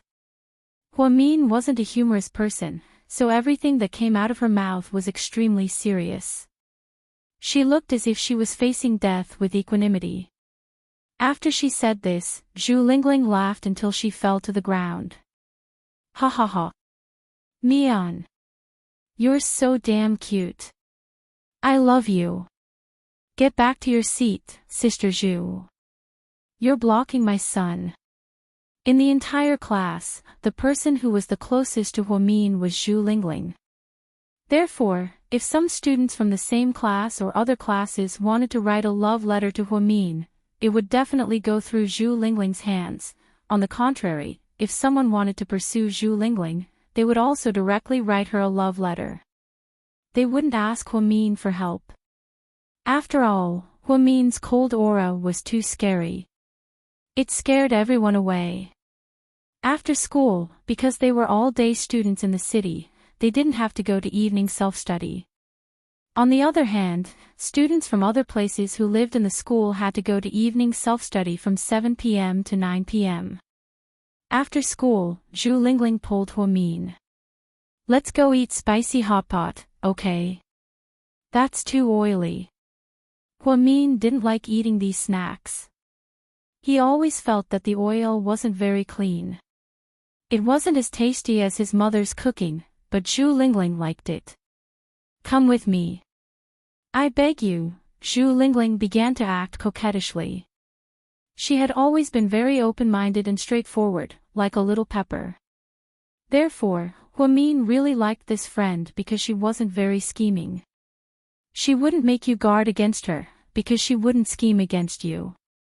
Although he was unwilling, he couldn't resist Zhu Lingling's coquettishness. In the end, the two of them went to the snack street near the school. It was a very famous spicy hot pot restaurant. The reason why it was called a celestial being was because it was extremely delicious. At noon, it was usually packed with people. The malatang here was very cheap, only 5 yuan for a big bowl. Sometimes, they would even give away a bottle of local soda during events. It's very suitable for these students. It's very economical. When Huamin and Zhu Lingling came in, they didn't expect it to be full. Just as she was about to leave, Zhu Lingling's sharp eyes discovered that Qin Chu was actually sitting in a corner, opposite a boy. Their table was for 4 people, so there were 2 empty seats. Without waiting for Huamin to speak, Zhu Lingling pulled her over. "Qin Chu, can we share a table with you?" In fact, Zhu Lingling and Qin Chu did not talk much, but they were in the same class, and school had started almost a month ago. "Why does he look so familiar?" Qin Chu raised her head and glanced at them. "Take a seat." She actually didn't reject him. Gao Ran, who was sitting opposite him, was extremely surprised. Zhu Lingling probably felt that she wasn't familiar with Qin Chu, so it wasn't appropriate for her to sit with him. She ran over to Gao Ran and sat down beside him. Huamin had no choice but to sit beside Qin Chu. The malatang shop wasn't big, so the tables and chairs were a little crowded. As soon as they sat down, Huamin could even smell the sweat on Qin Chu's body that had yet to dissipate from playing basketball. "Mian, I'll get some food. What do you want to eat?" "Anything is fine with me." Huamin was probably a Buddhist girl back then. Zhu Lingling stood up to get some food. Qin Chu lowered his head and ate the malatang without saying a word. Gao Ran, on the other hand, asked Huamin nosily, "Genius, hello, I've heard a lot about you." "Hello." Huamin nodded politely. "I'm Qin Chu's best friend. I'm from class 8, Gao Ran." Huamin didn't say anything. I heard from Chu that your grades are extremely good, and you're also very strong.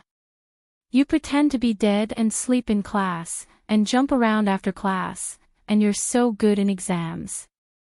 Huamin, did you tell him that about me? Huamin asked Qin Chu with a dark expression.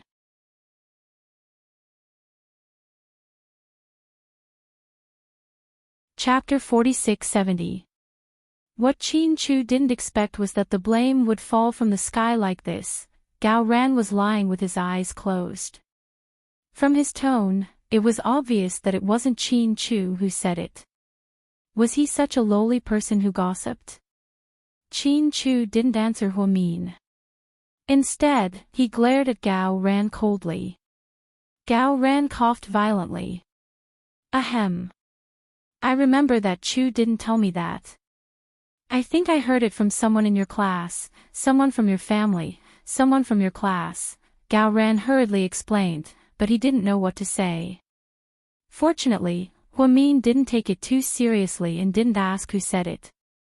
By the time Zhu Lingling finished ordering the spicy hot pot, Qin Chu and Gao Ran had already finished eating. Hey, where are they? Zhu Lingling was puzzled. They left. Damn, so fast. Why did they leave when there's a beauty sitting with them? Are they men? Zhu Lingling felt wronged. Hurry up and eat, sis. Don't be a love-struck fool. Huamin smiled helplessly. Gao Ran and Qin Chu left, but they didn't leave the school. They went back to the basketball court to play another game. Huamin and Zhu Lingling finished their spicy hot pot and were about to go home. However, Zhu Lingling insisted on going to see the captain of the basketball team. The captain of the basketball team, Xing Yan, was a senior in the 3rd year of high school. Although he was tanned, he was handsome. Even if he was tanned, he was still very popular. He was basically the favorite of many girls in school.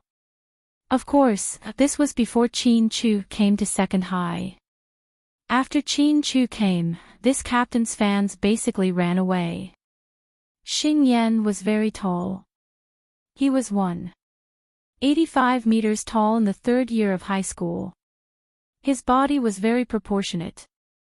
Zhu Lingling actually didn't like her, but he liked to look at her figure. So, Huamin was dragged to watch a game. Huamin did not expect to see Qin Chu here. He was actually very lazy when it came to playing basketball. Everyone else was trying their best to be in the limelight. His shots, dunks, and even three-pointers were so cool. Qin Chu was basically a point guard, passing, receiving, and serving. After watching for a while, Huamin felt a little bored, so he stood up to leave. However, he did not expect that someone would place a bet at the entrance of the basketball court. If I'm not mistaken, she should be a cheerleading girl. They were all in their 3rd year of high school. Each of them had a hot figure, long hair, and ponytails. They were also wearing short skirts that revealed their waists. Stop. At first, Huamin didn't know that she was being called, so she continued to walk forward. Zhu Lingling lowered her head and played with her phone. She didn't care. The two of you in front, stop. Behind him, a girl shouted loudly. Only then did Huamin and Zhu Lingling turn around. You two are in your 1st year of high school, right? The girl in the lead walked over and asked bluntly. Ah, yes, what's wrong?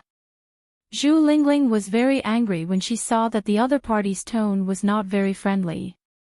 Who told you to come to the basketball court? The girl held her head high. Huamin was a little confused and didn't know what was going on. Zhu Lingling started to argue. What, did your family contract the basketball court? Don't play dumb with me. This is the territory of the basketball team and our cheerleading team. You can't come in if there's no game. Also, Xing Yan has a girlfriend. She's the captain of our cheerleading team, our sister-in law, so you two ugly people should stop trying to flirt. Captain Xing won't like country bumpkins like you. Which eye of yours saw that we like Captain Xing? Are you blind? Zhu Lingling was also very rude and started to fight without saying anything.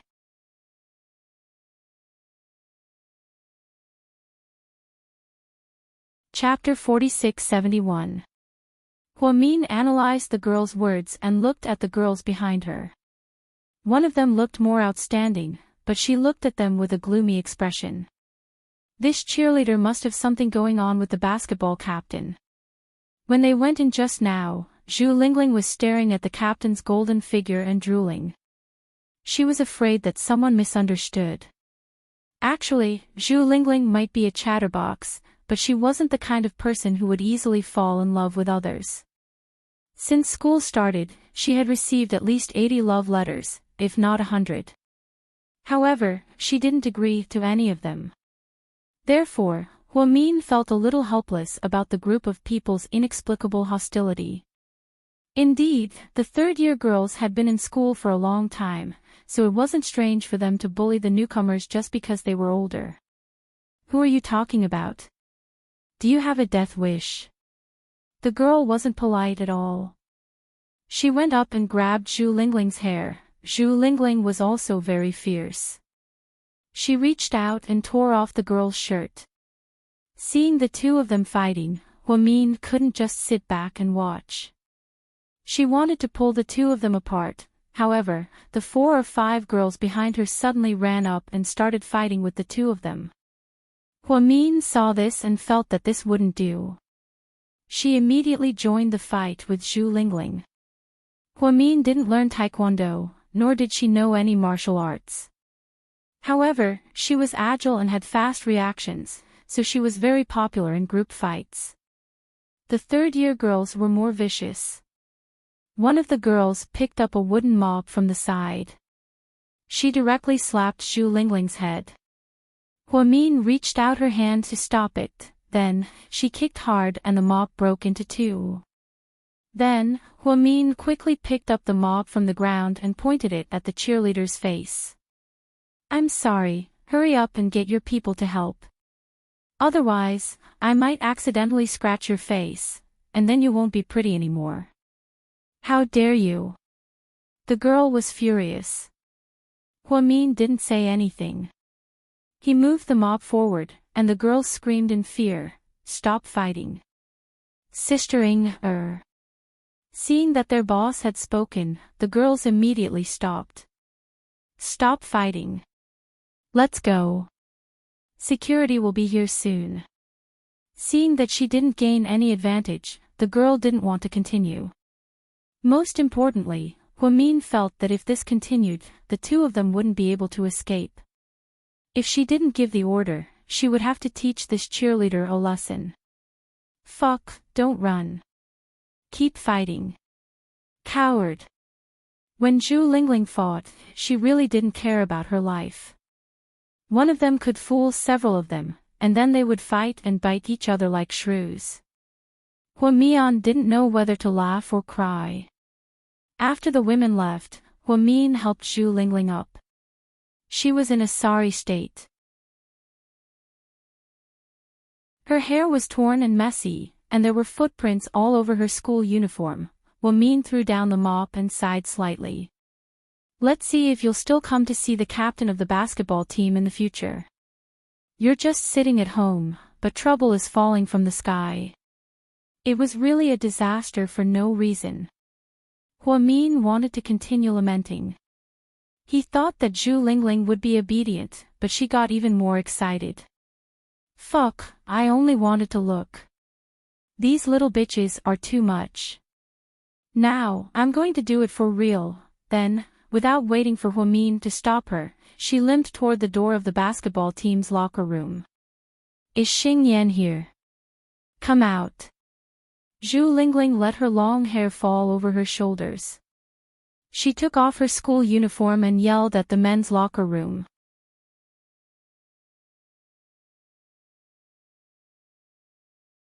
Chapter 46-72.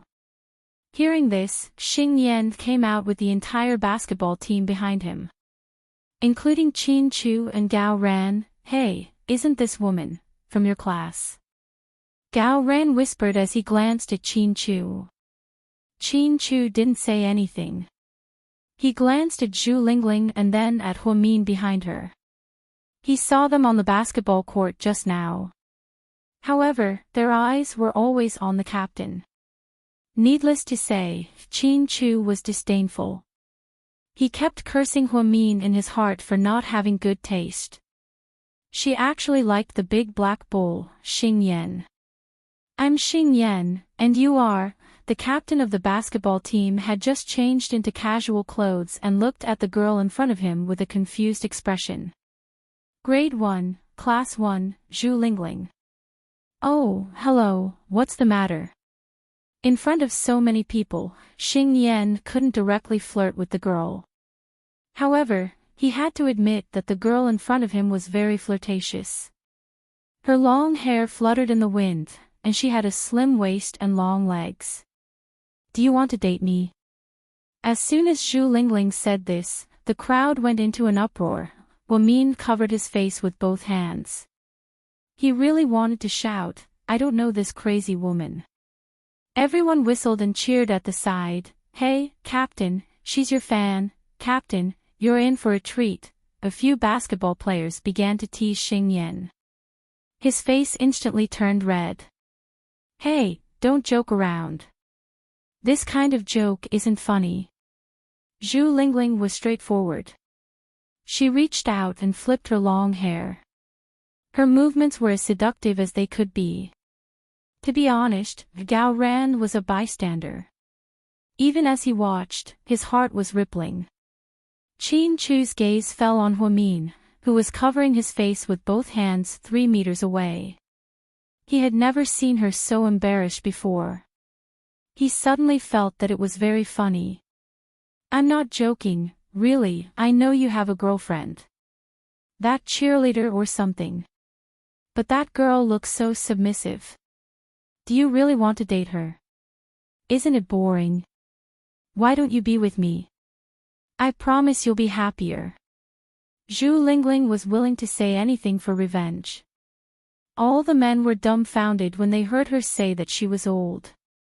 He thought to himself, this lady is amazing. She's a senior, Xing Yan really didn't know how to answer. There was no love between him and Jiang Xiaoying. One was the captain of the basketball team, and the other was the captain of the cheerleading team. They were a perfect match. Everyone said that they were suitable for each other. Then, they inexplicably got together. In fact, they didn't have much time to eat and talk together. However, the little girl in front of him, once she took off her school uniform and flipped her long hair, it caused ripples in his heart slightly. Zhu Lingling, that's not good. Aren't you a homewrecker? Unknowingly, Gao Ran went up to teach Zhu Lingling a lesson. To be honest, he wasn't familiar with Zhu Lingling. If they hadn't eaten spicy hot pot together today, he wouldn't have known that this girl was in Qin Chu's class. What does it have to do with you? Zhu Lingling glared at Gao Ran. I can't stand it. You know he has a girlfriend, but you still want to steal him. You have a problem with your morals, Gao Ran continued to criticize her. They're not married, right? Xing Yan can choose for himself. What kind of homewrecker is this?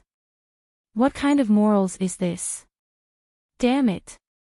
I think you've watched too many stupid dramas. Get out of the way. Zhu Lingling had just finished a fight and was still angry. After being lectured by Gao Ran, the two of them became enemies. She's here to confess. What are you doing here?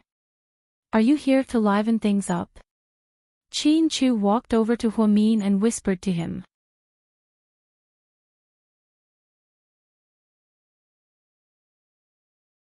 Chapter 46-73.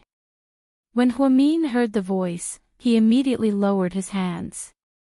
When he saw the person in front of him, he was a little surprised. Then, he smiled awkwardly. I'm sorry, everyone. Miss Zhu Lingling is drunk. She was just fooling around with you guys. Sorry to disturb you, boy. After being reminded by Qin Chu, Huamin realized that it was time to end this farce. Then, he pulled Zhu Lingling and walked out. The remaining boys on the basketball team were also dumbfounded. At this moment, a busybody said, they were fighting just now. Fighting? Who? Xing Yan was stunned. Miss Jiang from the cheerleading team. Your girlfriend brought people to beat up the two girls. Beat them up. Xing Yan frowned slightly. It's not really a fight. After all, they didn't take advantage of each other. Those two girls were very strong. The girls in the cheerleading team almost tore their skirts. Oh my, that scene was so erotic. The messenger covered his face shyly when he said this. Continue. Then, the little girl standing behind him almost used a mop to scratch Captain's face. Only then did he let it go. I was wondering why they started fighting, but it seems like it's all because of you, Captain. Captain, your charm is limitless. After this guy finished speaking, everyone understood what was going on.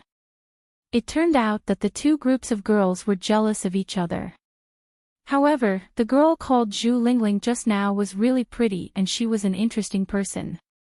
Xing Yan didn't say anything on the surface. He only said with a straight face, let's go. After changing his clothes and walking out, Gao Ran still yelled, I say, what kind of taste does Zhu Lingling have? She actually likes such a tanned guy. I'm so handsome, but she didn't even notice me. She even wants to fight with me. Xing Yan, that blockhead, is not charming at all. These kids are worse than each other. There's something wrong with their eyes. Qin Chu only smiled and didn't say anything. He wasn't interested in school gossip, however, this was the first time he saw Huamin covering his face with both hands. That expression of embarrassment was extremely interesting. Chu, what type of girl do you like? After complaining, Gao Ran asked Qin Chu. Qin Chu lowered his head and carried an LV souvenir bag with one hand. Inside the bag was a basketball and a towel. After all, only Mr. Qin would use a bag that cost more than 100,000 yuan as a utility bag. Do you prefer someone as sweet as the campus belle, Dong Wenwen? Or someone as intellectual as Yu Gu? Or someone as chilly as Zhu Lingling? Or someone like a cheerleader or a supermodel like Zhang Xiaoying? Gao Ran listed out 4 types of girls in one breath for Qin Chu to choose. None of them. Indeed, these 4 people were not Qin Chu's type. When Qin Chu was in junior high school, there were many girls around him. There were all kinds of girls, but he had always been unmoved by them. The number of times he spoke to a girl still did not exceed 3 times. I say. Bro, you don't like guys, do you? Qin Chu glanced at him coldly. Gao Ran didn't dare to continue speaking. When Qin Chu and Gao Ran walked out of the school, they saw a group of tattooed youths riding motorcycles loitering at the school gate. Then, Zhang Xiaoying went up and said something to them. Qin Chu didn't say anything, so Gao Ran continued, I heard that Zhang Xiaoying's father owns an underground casino. Several baths and entertainment centers are owned by her family. She's not going to find people outside of school to deal with those 2 in your class, is she?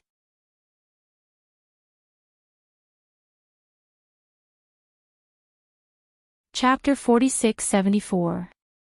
Qin Chu glanced at Gao Ran. You seem to care a lot about our class. Look.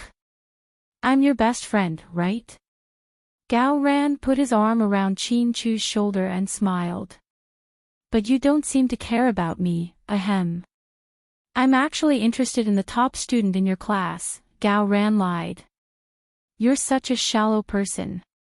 You should like Zhu Lingling, Qin Chu exposed him.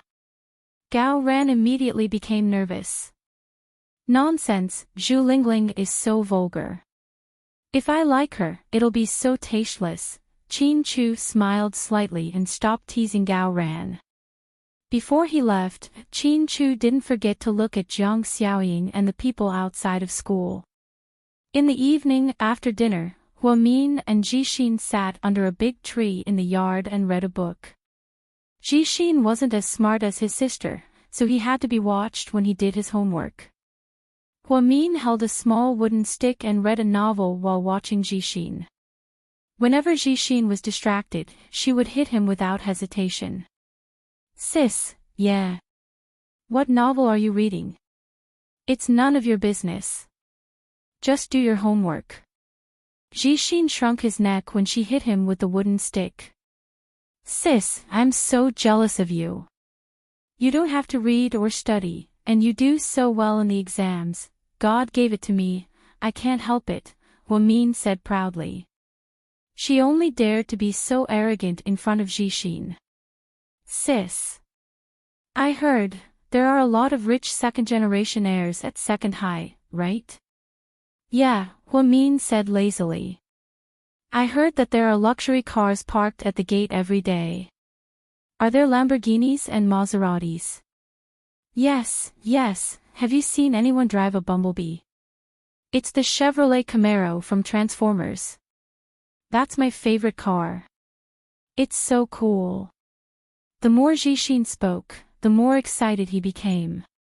When his sister was in high school, Jixin was only in the 5th grade. You're still so young, don't be so exaggerated. I remember that you used to praise people by saying they were good at their studies. Why is it getting more and more different now? You're just saying they're rich. You're too realistic. Huamin felt that unknowingly, the pure school was no longer like it used to be. Kids from rich families had a sense of superiority in school. Wei Dong in their class, for example, was so bad at his studies, but because he was rich, he could walk. Sis, have you seen Meteor Garden? I think you look a lot like the female lead, Shanai. I just don't know if you'll be lucky enough to find a Daoming temple. Jixin chuckled. At that time, Meteor Garden was a hit, and everyone was talking about it. Strangely, Huamian wasn't interested in those idle dramas. Instead, she held on to a supernatural novel or an unofficial history book, unwilling to let go. Just do your homework. Stop gossiping. Mian, come here for a second. As Huamin and Jixin were talking, their mother stood at the door and called for Huamin. Huamin stood up, put the novel aside, and walked over. Mian, here's your pocket money for next week.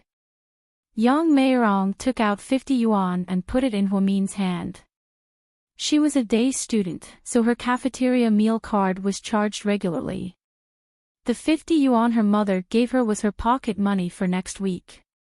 50 yuan for 5 days was an average of 10 yuan a day. It was a lot, especially for Huamin's ordinary family. What's wrong? If it's not enough, I'll give you another 20. Her mother was about to take out more.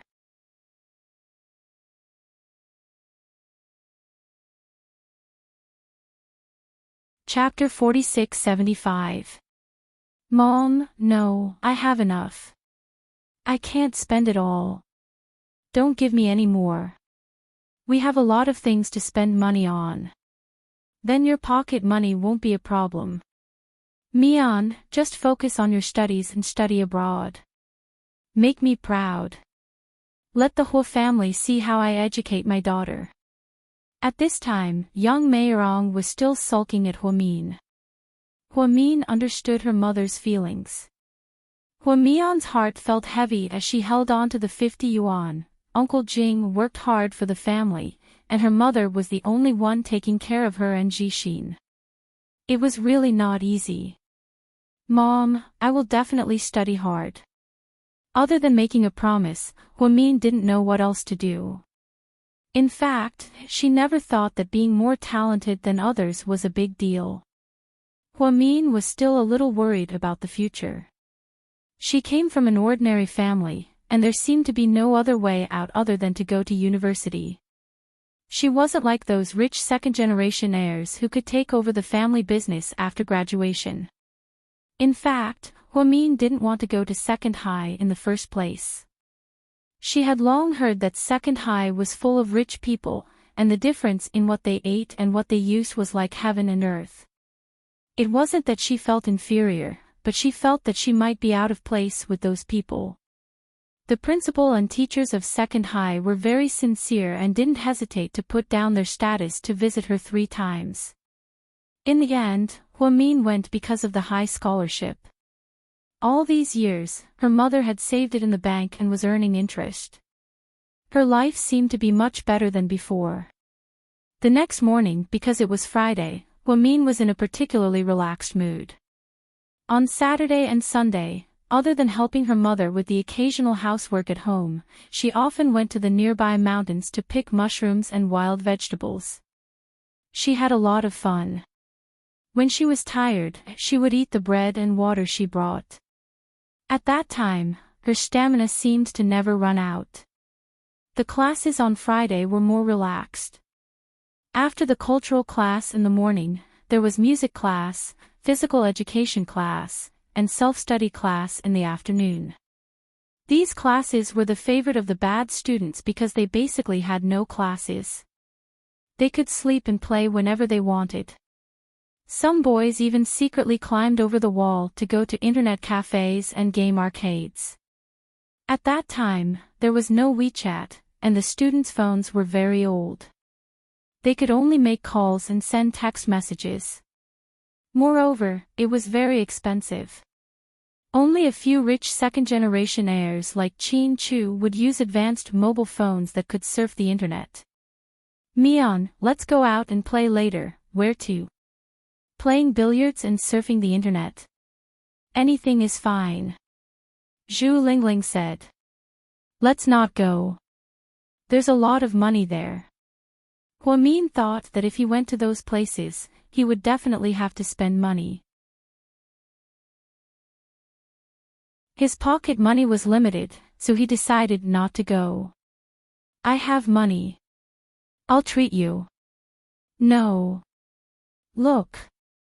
I said I'll spend money. Why don't you go? Zhu Lingling was anxious. She wanted to persuade Huamin. Your money doesn't grow on trees. Don't waste it. If you want to go, go by yourself, but you better be careful these 2 days, because I think that cheerleader won't give up so easily. Huamin always felt that the senior in high school wasn't easy to deal with. It was better to be careful. Zhu Lingling, on the other hand, had always been very careless. What are you afraid of? I didn't really kidnap Xing Yan and sleep with him, Zhu Lingling said confidently. Sure. Madam, lower your voice. Can you not talk about meat so easily? Huamin was helpless. If he wasn't used to Zhu Lingling's dirty jokes, he would have blushed all the time. It's true. Don't be so nervous. There's sex education abroad in their teens. They'll come into contact with it sooner or later. As the two chatted, the class president, Han Su, walked over. After school today, the whole class is going out for dinner at Xingbin restaurant. It's going Dutch, 20 yuan per person. Before Han Su could finish, Huamin shook his head. I'm not going.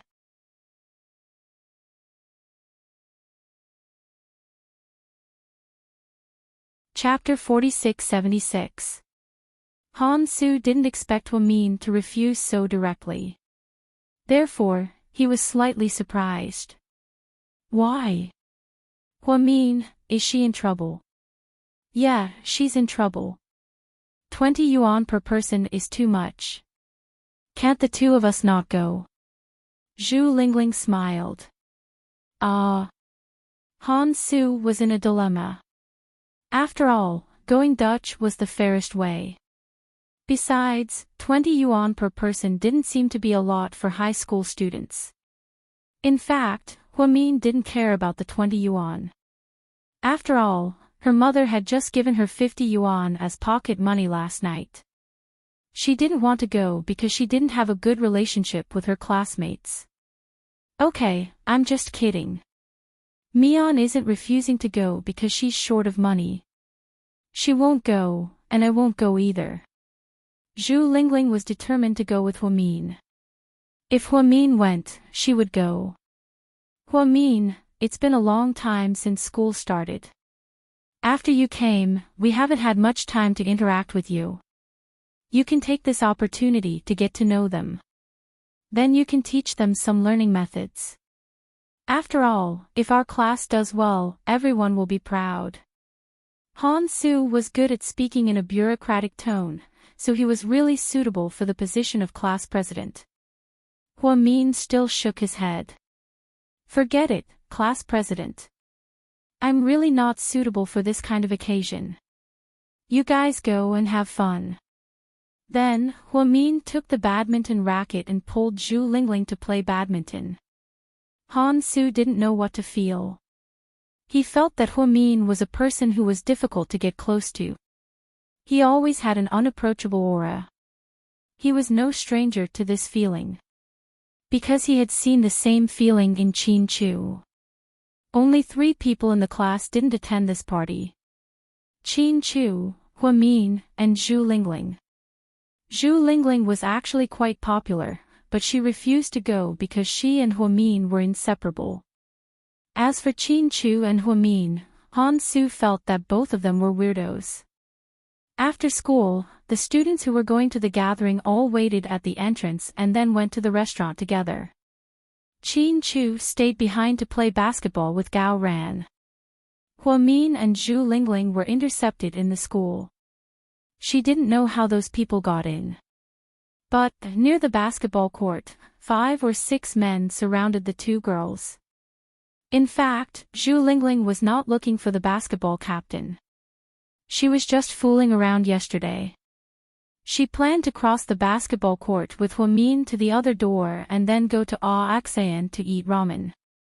Sisters, please stop for a moment. Huamin looked at those people warily and then secretly held Zhu Lingling's hand. Who are you? Zhu Lingling's eyes were full of enemies. We were asked by a friend to persuade you not to steal someone else's love, okay? Huamin didn't expect that the tattooed young man would speak in such a genteel manner. The fact that the young men surrounded Huamin and Zhu Lingling immediately attracted a lot of attention. Qin Chu and Gao Ran were playing basketball when they heard someone running in a panic. Captain Xing, the girl who confessed to you yesterday is surrounded by people outside. Do you want to go and take a look? Although Xing Yan was tall and strong, he was actually quite timid and never got into fights. When he heard that Zhu Lingling was surrounded by young men outside the school, he hesitated. Don't meddle in other people's business. Let's continue playing basketball. His words made Gao Ren very unhappy.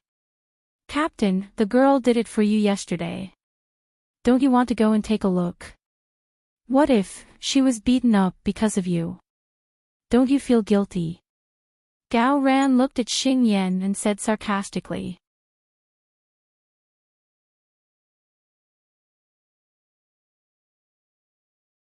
Chapter 46-77. I don't know that girl either. What does it have to do with me? In the end, Xing Yan still said something heartless. Gao Ran was furious when he heard this. I'm in a fucking bad mood. I'll fucking hit him. Fuck. Gao Ran cursed and turned to leave. Qin Chu didn't say anything and followed him. Gao Ran is quite arrogant. Should we find someone to teach him a lesson? One of Xing Yan's lackeys wanted to curry favor with his boss, so he suggested this idea. After all, Gao Ran had embarrassed the captain in front of so many people. Unexpectedly, Xing Yan was still calm. Don't provoke him. Do you know who his father is? The kid didn't say anything and was a little confused. In the future, don't provoke Gao Ran for no reason. He's not someone we can afford to offend. Xing Yan was a senior in high school and had some experience. He knew Gao Ran's family background very well. These nouveau riche around him thought that they were rich and didn't know the immensity of heaven and earth. One had to know that with one sentence from Gao Ran's father, their fathers would be investigated thoroughly. It would be a matter of minutes before they were sent to the police station. Gao Ran should be a famous second-generation official at Second High. However, some people didn't know his identity. They only thought that he was Qin Chu's lackey. Unexpectedly, they were an alliance of officials and businessmen. The Gao family and the Qin family were family friends and had a good relationship. Qin Chu and Gao Ran were inseparable at school. When Gao Ran and Qin Chu went out, Hua Min and Zhu Lingling were still confronting those people. Little sister, we also know that it's not good to hit a woman, but if you don't know what's good for you, then don't blame me for slapping you a few times. When the time comes, your reputation will be ruined and you won't be able to stay in Second High anymore. Why bother? Motherfucker, I dare you to touch me. There are cameras in the school. If anyone dares to touch me today, I'll pass out immediately. Then, I'll go to the first hospital for a full body checkup.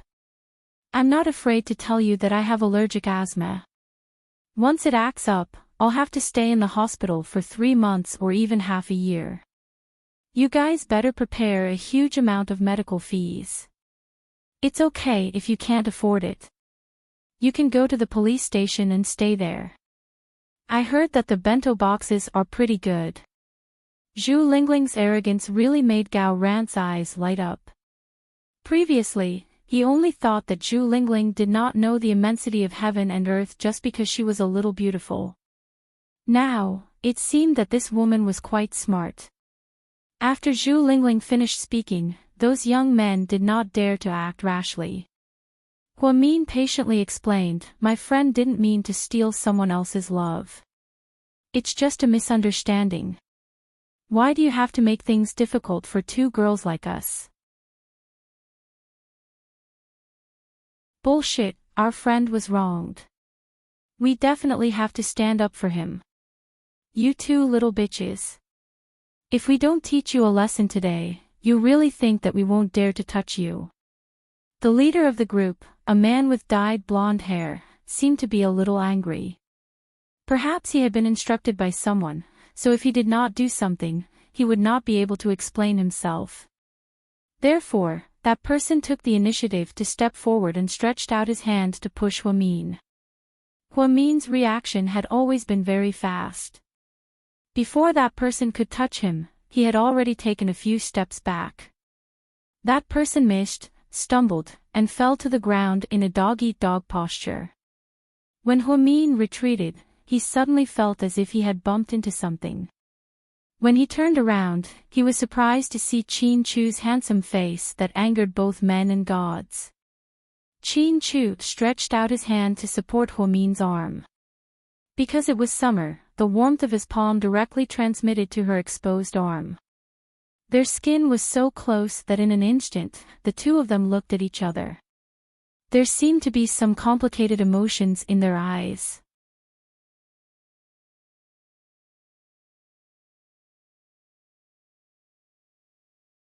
Chapter 46-78. Gao Ran rushed over first.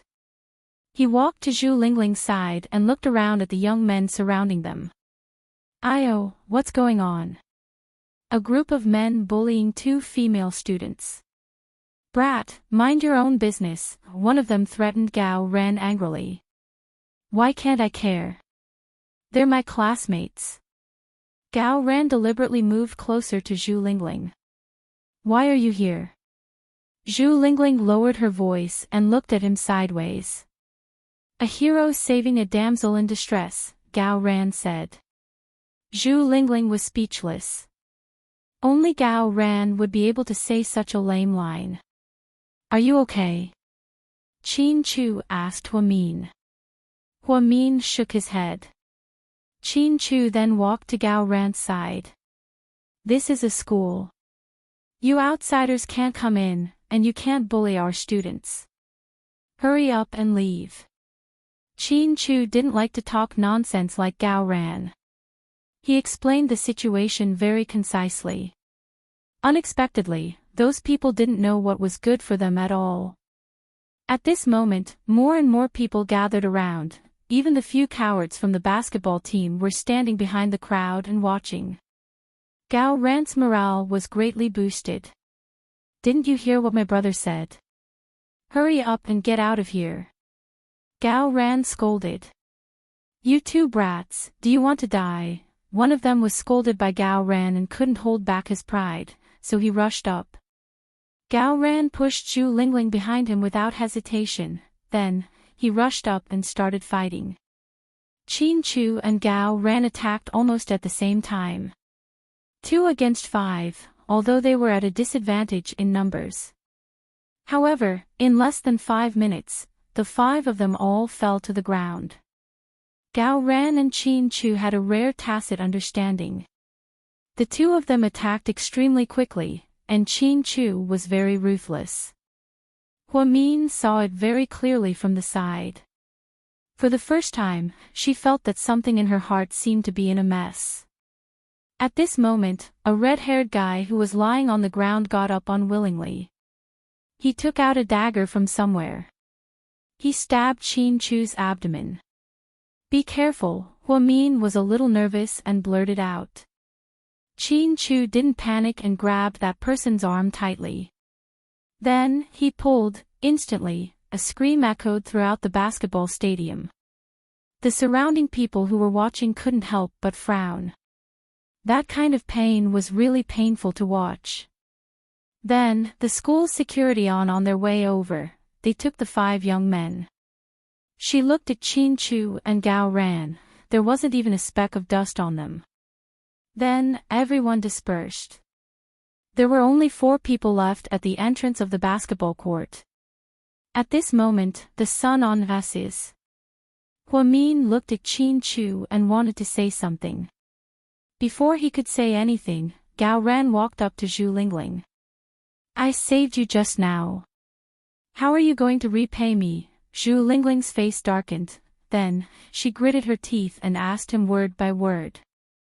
Can you tell me, why were you touching my breasts when you pushed me back just now? Gao Ran, Hua Min burst out laughing when she heard that. Chin Chu was also sweating. Gao Ran had really outsmarted himself. I. When did I? Gao Ran still wanted to deny it. So, I'm wondering, if you did it on purpose. Did you help me because you wanted to take advantage of me, or did you take advantage of me because you wanted to help me? Zhu Lingling's question made Gao Ran speechless. Why are you so ungrateful?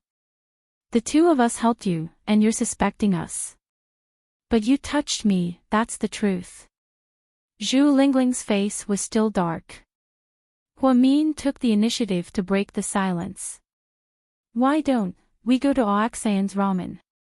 I'm a little hungry, she said.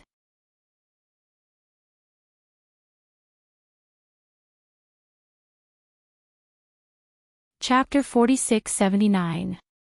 After hearing Hua Min's suggestion, Gao Ran also felt a little hungry. But the 2 of us have helped you so much, yet you 2 are so stingy. You're treating us to Oaxayan's ramen.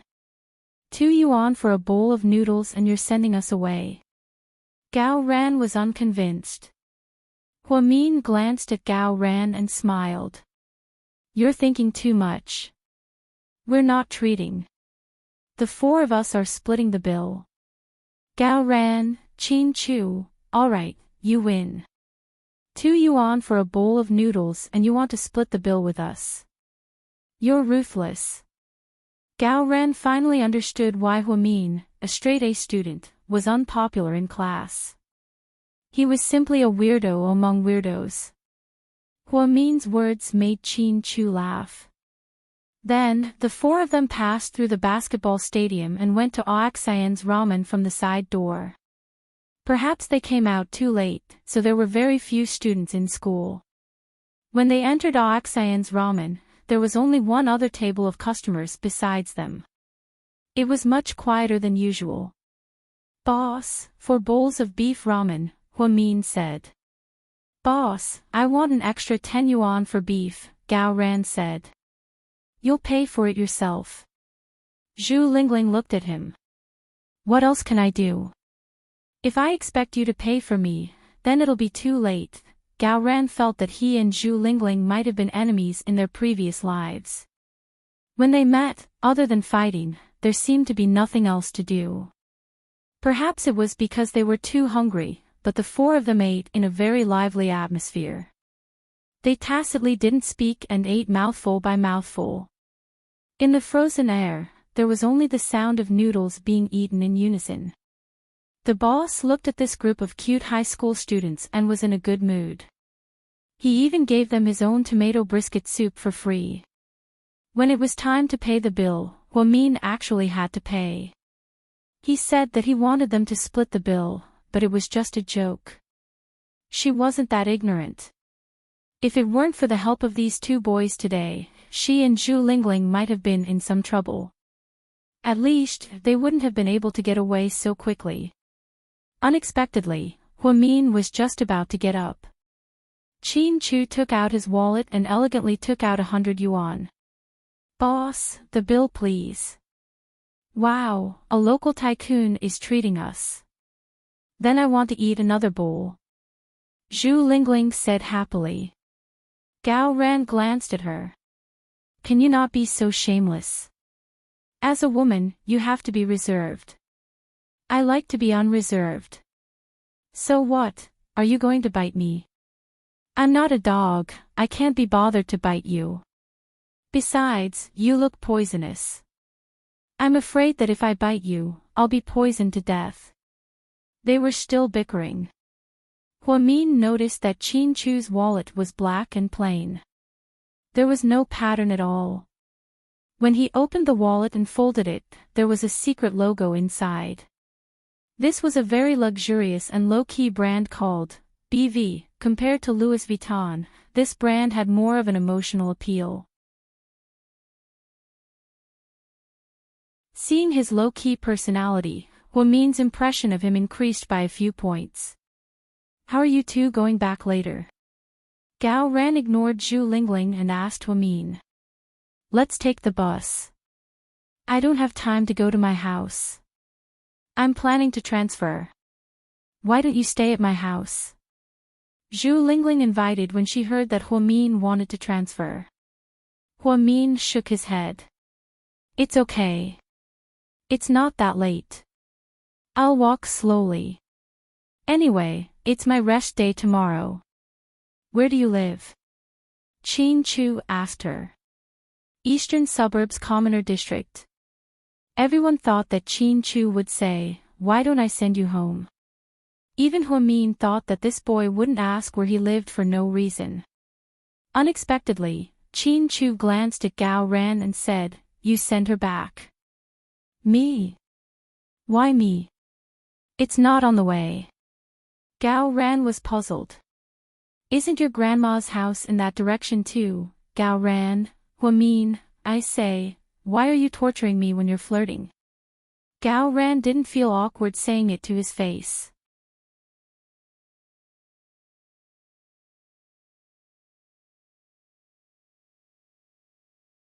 Chapter 4680. "Because you're my bro," Qin Chu said shamelessly. "Fuck you. Now you remember that I'm your bro. Are you giving me a ride or not?" "No." Gao Ran threw a tantrum. "Okay, then I won't force you. My collection of Huang Jiaju's albums, wait. You mean, if I give you a ride, you'll give me the albums?" Gao Ran finally realized what was going on. Qin Chu nodded slightly, "Deal." Gao Ran shamelessly refuted his own words and stood up with a whoosh. "Let's go, Brainiac, I'll take you home." I thought it wasn't on your way home." Huamin was speechless. "It's okay. I miss my grandma, so I'll go see her. Gao Ran said calmly. Gao Ran, don't you think you're being hypocritical? Zhu Lingling couldn't stand it anymore. Don't always be there for me. Hey, what about me? Who's going to take me home? Qin Chu, you. Zhu Lingling wondered why they were all talking about who would take Huamin home and where she stood. Isn't your house only 3 stops away from the school? And the 146 train will stay open until 10 p.m., Qin Chu said. Good, you're good. You even know that. The 4 of them parted at the door of ramen. It was indeed convenient for Zhu Lingling to go home since it wasn't far. Qin Chu, on the other hand, hailed a taxi and left. Gao Ran, on the other hand, had a hard time. He took the bus with Huamian, and after 2 transfers, they arrived at the eastern suburbs. Along the way, the 2 of them chatted quite naturally. Gao Ran, your house looks pretty good. Why does your grandma still live in the eastern suburbs? Huamin was curious. My grandparents have retired. They have a courtyard house in the eastern suburbs. They like to play with some flowers and plants. They are very carefree. That's true. Most of the city is being renovated. Only the eastern suburbs are left with single-story houses, Huamin said. Yes, but it's going to be demolished soon. When that time comes, you'll be the 2nd generation of the demolition team. Ha! Huamin, by the way, Huamin. Don't you think that Qin Chu treats you differently? Nope. We've been in the same class for almost 2 months, but we haven't spoken more than 20 sentences, Huamin said truthfully. Then you should be content. We were classmates in junior high school. She was a girl. She went to school with Qin Chu for 3 years. There's something we haven't said to each other yet. Huamin, are you shocked? Yes, a little bit. His personality is like that. He doesn't like to talk, especially to girls. Gao Ran said. I can tell. But he seems a little willing to talk to you. No, if he really wanted to talk to me, he wouldn't have asked you to drive me home. Huamin smiled. That's because you don't know what he's doing tonight. Gao Ran smiled mysteriously. Huamin was slightly surprised. Then Gao Ran continued, Chu is the only child in his family. When he was 10, he followed his father to attend board meetings. When he was 15, he was able to attend board meetings on his own. Every Friday is a high-level meeting of GK, and all the shareholders are there. This is an agreement between him and his father. Otherwise, why would he ask me to drive you home? I see. Huamin was quite shocked. To be honest, Qin Chu was only 17 or 18 years old. Every Friday, after school, he would go to the company for a meeting. That was quite impressive. Huamin. Yeah. If Chu really pursues you, would you be willing? Gao Ran asked nosily. Huamin's cheeks flushed slightly when he heard this. This kid had the same personality as Zhu Lingling. They didn't know how to be reserved at all.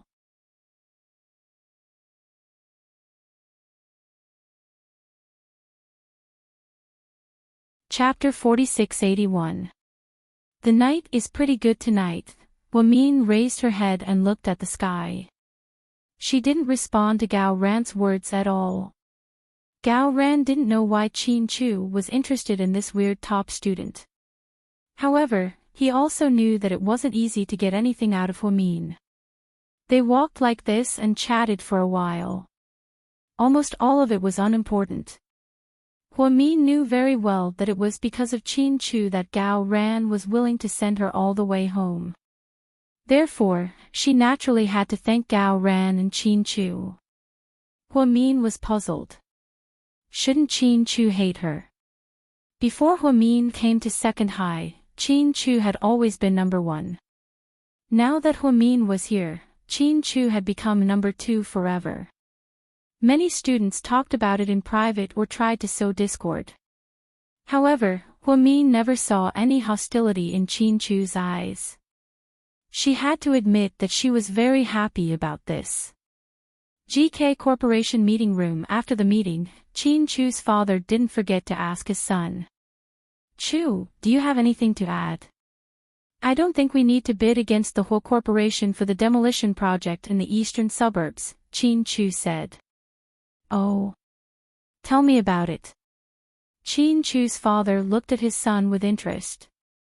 Chin Chu stood up. His black shirt was always so eye-catching. The young man had a rare calm aura on his face. The whole corporation has been counting on the rapid development of real estate for the past few years. Most of the land in the city center has been bought up by big developers.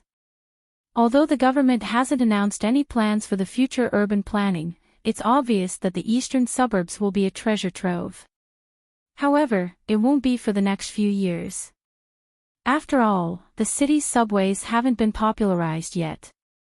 The eastern suburbs is far away, and even if we build a residential area, it won't be popular. People will still choose to leisurely choose prime locations. Therefore, we're investing a large amount of money there. I don't think it's necessary at all. Why don't we invest in new energy sources? I think that in the future, we might consider the issue of environmental protection.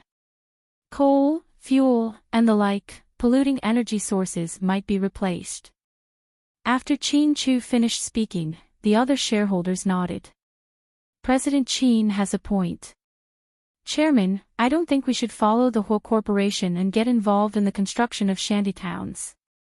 GK didn't become what it is today because of real estate alone. President Chin has a point, we should focus on new energy sources. Energy sources might be a big cake in the future. Emichim, we'll discuss this later. That's all for now. After the meeting, Chin Chu and his father walked out of the conference room one after the other. Get in the car. Your mom made soup. We'll drink it when we get back. Mr. Chin looked at his son lovingly. Dad, I have something to do. You can go back first. Should I ask the driver to drive you? It's okay. I'll take a taxi. Be careful. Okay. Chin Chu nodded. He picked up his jacket, left the company, and got into a taxi. Then, he called Gao Ran. To Huamin's surprise, before he could even go in, Chin Chu arrived. Sure enough, taking a taxi was faster than taking the bus. As soon as Gao Ran left, Chin Chu arrived. Why, are you here? Huamin looked at the travel-worn Chin Chu. Is there a movie theater near your house? He raised his head and looked into her eyes with his clear eyes. There is one. Let's go and watch a movie. Chin Chu didn't take no for an answer. He turned around and left. Huamin had no choice but to follow him with her backpack on her back and her head down. For the first time, Huamin felt that this man was a bit domineering.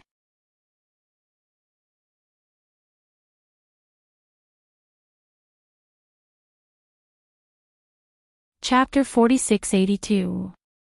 The movie theater near Huamin's house could only be described with one word, rundown. In other words, it was too rundown. It was a residential area for the commoners, so there was a lack of consumption. It was difficult to even afford food and drink, let alone spiritual food. Therefore, when the two of them arrived, there were not many people in the movie theater. There were only 3 couples sitting in the hall. Huamin followed behind Chin Chu without saying a word. Chin Chu went straight to the front desk to buy tickets. At that moment, Huamin saw clearly that although the movie theater was run down, the posters were new. A foreign girl in a red dress with a cool weapon in her hand. There were 4 big words written on the poster, Resident Evil. Huamin did not like to play games, so when Resident Evil was released in the early years, she did not play much. She did not understand what kind of movie it was. Until she walked in with Chin Chu, the two of them were at 9:50 p.m. Sitting in the rundown movie theater, there were only 7 people in the hall, including the two of them. When the movie was officially released, Huamin realized that she had been tricked by this guy.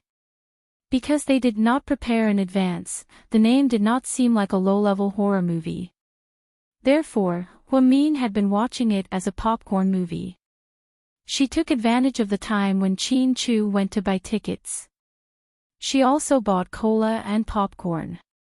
The two of them sat side by side in the 5th row. The 5th row was actually very close to the screen. At that time, there were no 3D theaters to speak of. Especially a small movie theater like this. Therefore, Huamin happily sat in the 1st row, waiting to watch a much more enjoyable movie. However, as soon as the movie started, a zombie scene appeared without warning. The visual stimulation and sound effects scared Huamin so much that she trembled. Then, she subconsciously moved closer to Chin Chu. Then, this guy went crazy and asked her as if nothing had happened, "Are you okay?" "I'm fine." Huamin gritted her teeth. It had to be said that Chin Chu was indeed very happy and enjoyed the whole process. Because he was a player of the Resident Evil game version, he resonated with the movie when he watched it. Huamin wasn't as scared as before after learning that it was a zombie film. Following the plot, he felt that it was really quite exciting. It was a supercomputer that was infected with a virus and turned into a villain, turning scientists into zombies. Thus, the protagonist entered into an endless mode of fighting zombies.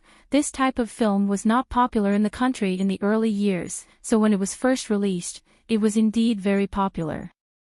In fact, Chin Chu had already seen it once at the cinema in the city center.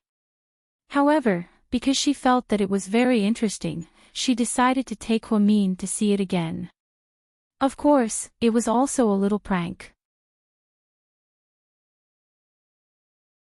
The truth was, she was indeed frightened at the beginning. She couldn't help but stick close to Chin Chu. By the time they finished watching the movie, it was already 11 o'clock at night. After walking out of the cinema, Chin Chu asked her, "Are you hungry?" "I'm okay." Huamin didn't pretend to grumble and rubbed her stomach. "Shall we eat barbecue?" "I'm fine with anything," Huamin said. At that time, she was indeed a Buddhist woman. "If you go home late, won't your mom scold you?" he asked. "I told my mom that I'm with my classmates, so she won't worry." Actually, young Meirong's control over Huamin was considered relatively lax among the parents. This might have had something to do with Huamin's results. Her own child always came in first place without any suspense. How could she still ask her to do homework at home every day? "Then let's go and eat some barbecue." Chin Chu was in a good mood. During the company meeting in the afternoon, he didn't eat much at the buffet, so he was a little hungry now. He took Huamin around Huamin's house and finally found a small shop that was open day and night.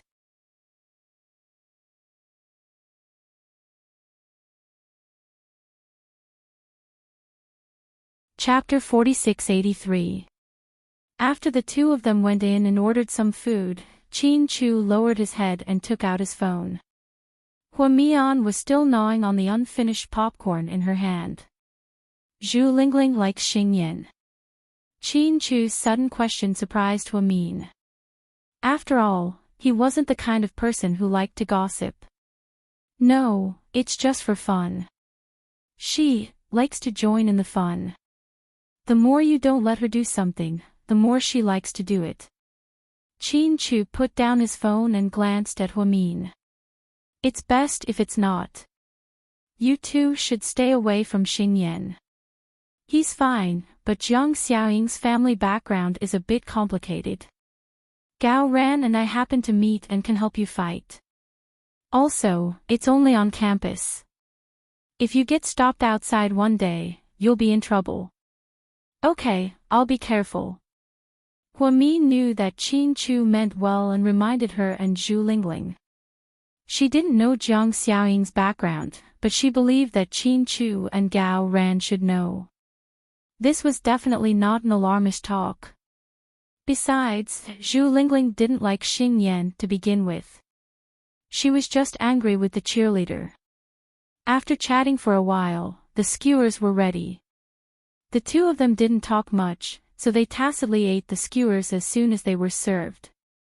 Huamin didn't like fatty meat. Ever since he was a child, he didn't eat a single bite. Even when his mother cooked braised pork at home and Jixin ate it until his mouth was full of meat, Huamin didn't eat it. Therefore, she picked out all the fatty meat in the skewers and only ate the lean meat. You don't eat fatty meat. Qin Chu looked at Huamin. Ah, why? It's disgusting. Qin Chu, if you like it, I'll give it to you so that it won't go to waste. Huamin deliberately pushed the fat meat in front of Qin Chu. Unexpectedly, he looked at her with disdain. In your dreams. Huamin couldn't help but laugh out loud. He didn't expect his reaction to be so cute. That devilish laughter made Qin Chu even more disgusted. After dinner, Qin Chu sent Huamin back. Although it was a civilian district, it was very quiet and safe at night. The people who lived in the neighborhood were all neighbors who had lived together for decades. Therefore, this place was not as complicated as the northern suburbs. There were people from all walks of life. The two of them walked back along the dark street lamps. Huamin was the first to break the silence. I thought you would hate me, Huamin said. Why? Qin Chu tilted his head and looked at the girl beside him. Her delicate side profile was even clearer in the night. It was very cute. Because I heard, before I came, you were always first in your grade. After I came, you were. After hesitating for a moment, Huamin decided to tell the truth. After I came, you were always number 2. Sure enough, after hearing this, Qin Chu's face darkened slightly. That's why I think you might treat me like a mortal enemy. I do want to deal with you. That's why I took you to watch movies and eat barbecue. I'll destroy you with a sugar-coated bullet. Qin Chu said. Really? Huamin didn't know whether to laugh or cry. However, seeing how serious Qin Chu was, he wasn't sure if it was true or not. This is only plan 1. There's also plan 2. Do you want to hear it? Qin Chu suddenly said. Let me guess, are you going to dismember my body and throw me into a stinky ditch, to die on my own? Huamin laughed. Qin Chu shook his head. Then you're going to take me to eat, drink, and play all day so that I won't have time to study? Huamin continued to guess.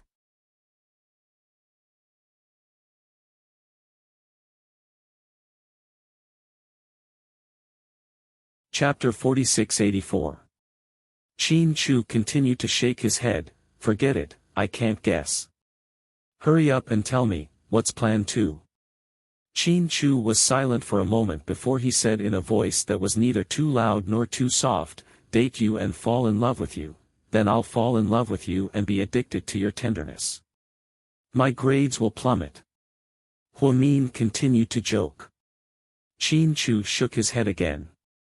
After you become my girlfriend, even if you get first place every time, I won't be embarrassed. Because, we'll be family anyway. What's the difference between first and second place? Ha ha ha, you've got a great plan.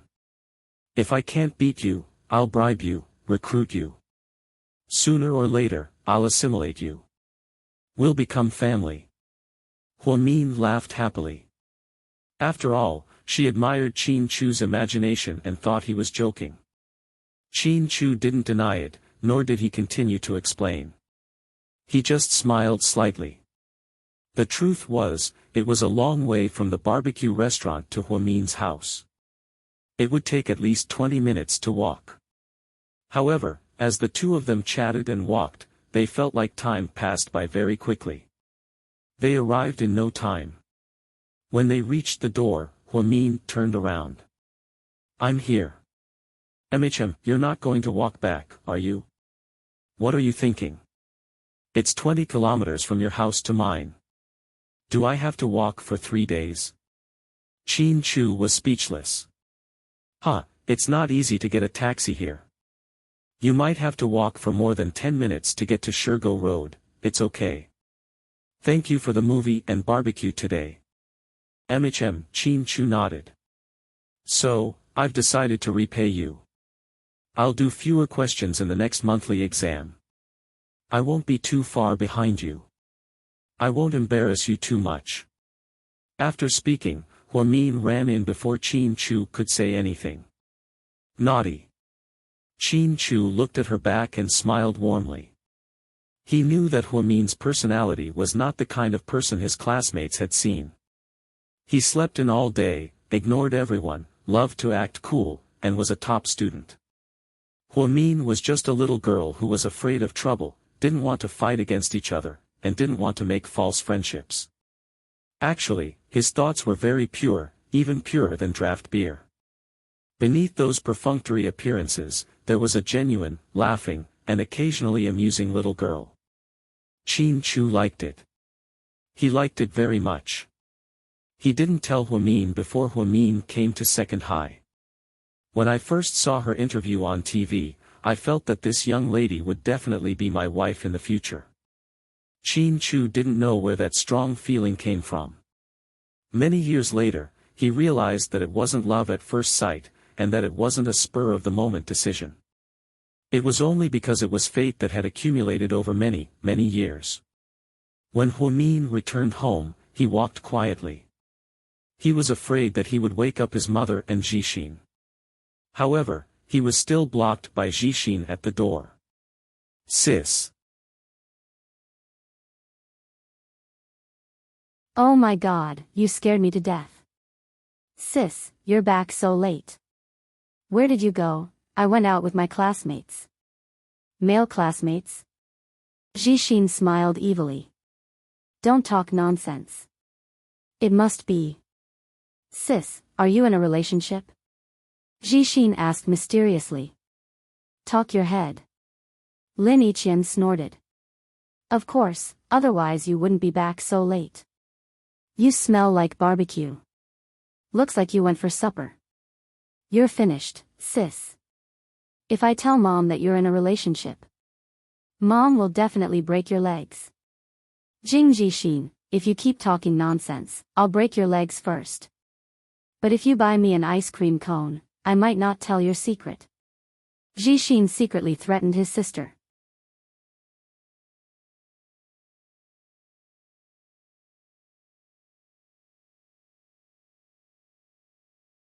Chapter 4685. You look like an ice cream cone. Huamin punched Jixin's head and quickly closed the door. "My sister is so violent, I don't even know if she'll get married in the future." Jixin looked at his sister's door and sighed slightly. But reality proved that Jixin was overthinking. Not only would Huamin get married, but she would also be very popular. Huamin stayed up late on Friday, so on Saturday morning, she slept until 10:30 a.m. Her mother was afraid that she would be too tired from studying, so she didn't wake her up. When Huamin got up, no one was at home. As usual, there was rice in the pot. Jixin must have gone to play soccer with his friends, and her mother must have gone to the nearby mountains with the neighbors to pick some mushrooms and dig up some wild vegetables. After Huamin got up, she washed up and ate quietly. In the pot, there was white rice, her favorite steamed egg custard, and a serving of garlic stir-fried meat. Halfway through the meal, she received a call from Zhu Lingling. "Mian, what are you doing?" "Eating." "Damn it, it's 10 a.m., what are you eating? Breakfast or lunch?" "Either is fine." Min smiled. Did Gao Ran give it to you last night? Yeah, did anything romantic happen between you two? No. PSH, I don't believe it, that guy is so perverted, how could he not say anything romantic to you? Zhu Lingling didn't want to give up and continued to ask. Min ate while holding her phone. Gao Ran is obsessed with looks, he didn't like me to begin with. I'm just plain noodle, he likes beautiful women, gorgeous women, oh yeah, women like you. Don't talk nonsense. I don't like him, he's a pervert. How is he a pervert? Min couldn't help but laugh. He looks wretched. He always pretends to be handsome. I heard that he flirts with all the pretty girls in the 8th class. He calls them his first wife or second wife. Oh, if that's the case, then if you're with him, wouldn't you be the 13th concubine's wife? Ha! Min suddenly thought of the 13th mistress in Huang Fei Hong and laughed happily. Motherfucker. Can you stop letting your imagination run wild? Let's not talk about this. What's the plan for today? Nothing. I'll take you out to play. No, I'm a good kid. Billiards, wanna play? It's really, really fun.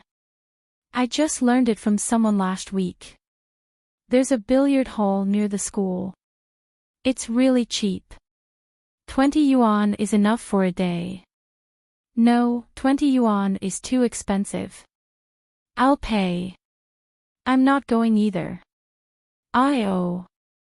Why are you like this? Then I'll go to your house to find you. If you don't come with me, I'll eat and drink at your house. After speaking, Zhu Lingling hung up the phone before Min could say anything. Min was speechless. It was true that Zhu Lingling liked to play. She had been like this since high school. Later on, they would often go to nightclubs and KTV, but this didn't affect their friendship. Min didn't like those kinds of places, but he would accompany Zhu Lingling there. Min said that he didn't want to play billiards, but Zhu Lingling couldn't resist her coaxing. In the end, he still went. However, he didn't expect to run into some trouble at the billiard hall this time. Many of the billiard halls near the school were run by hooligans. At that time, the crackdown on gangs wasn't so strict. Many hooligans who dropped out of school in their teens followed hooligans in their 20s and called them Big Brother. They thought they were gangsters. Zhu Lingling heard from her classmates that it was cheap to play billiards here, but she didn't expect it to be a gathering place for hooligans. Therefore, the moment the two of them entered, they were targeted.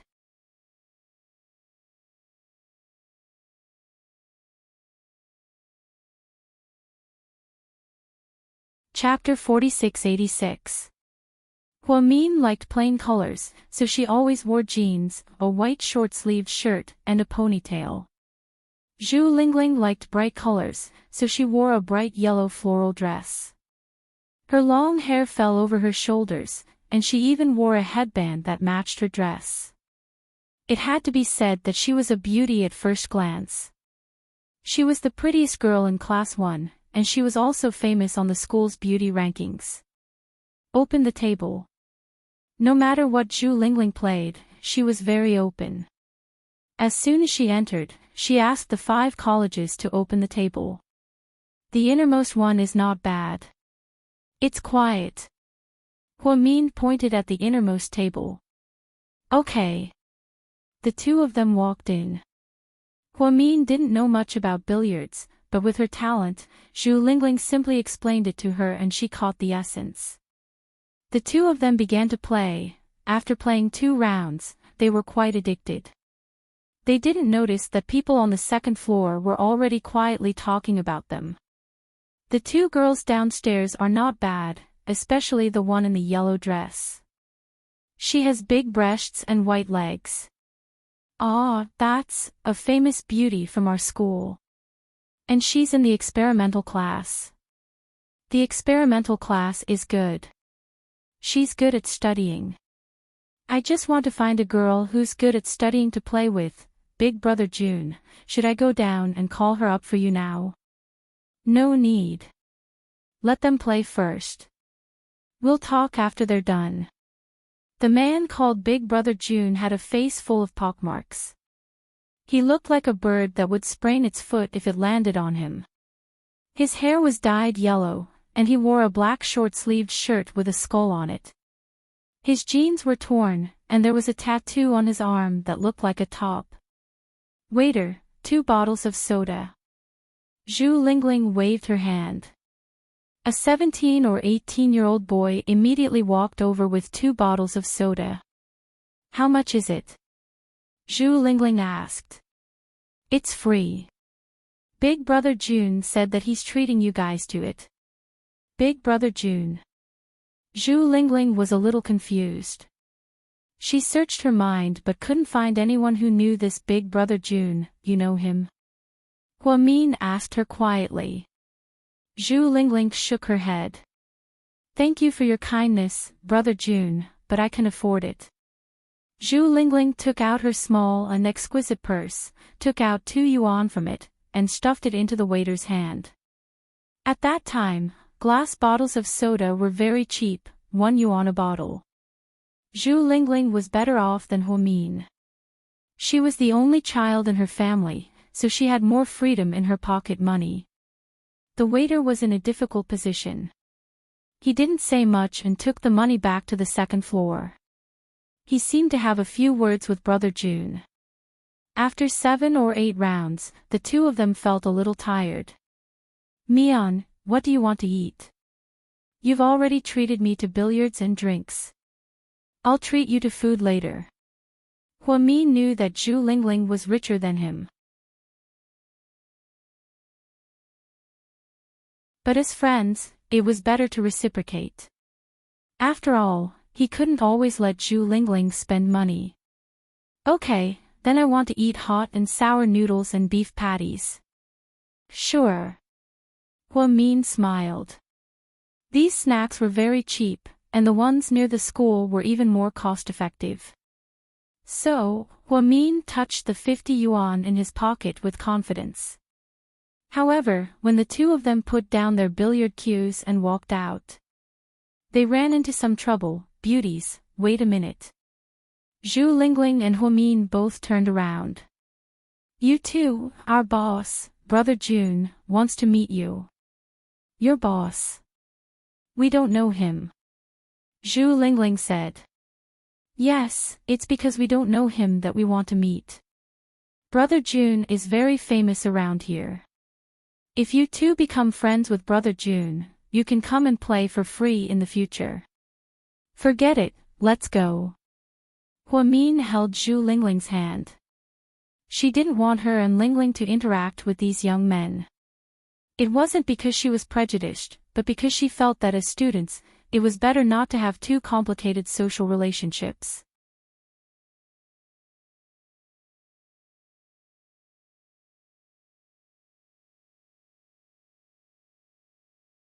Chapter 4687. Unexpectedly, they couldn't even leave. Unbeknownst to them, a few men who were playing billiards downstairs had gathered around them.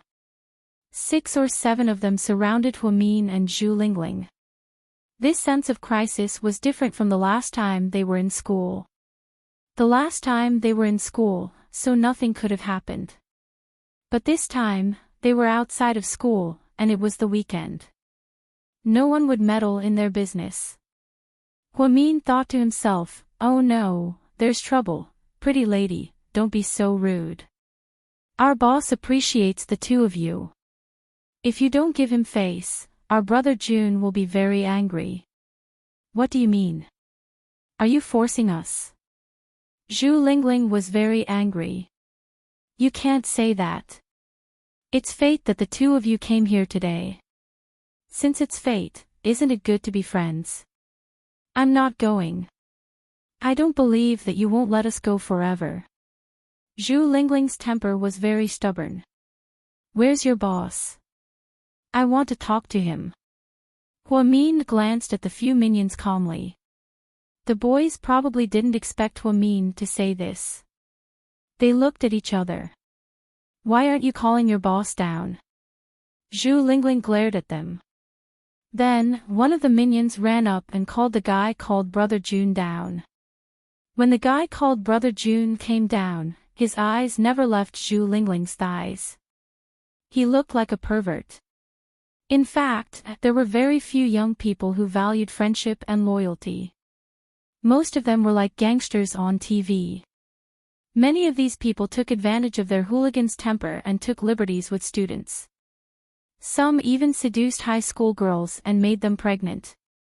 Then, they irresponsibly brought them to illegal clinics for abortions. They were very cruel to these ignorant children. Hello, sisters.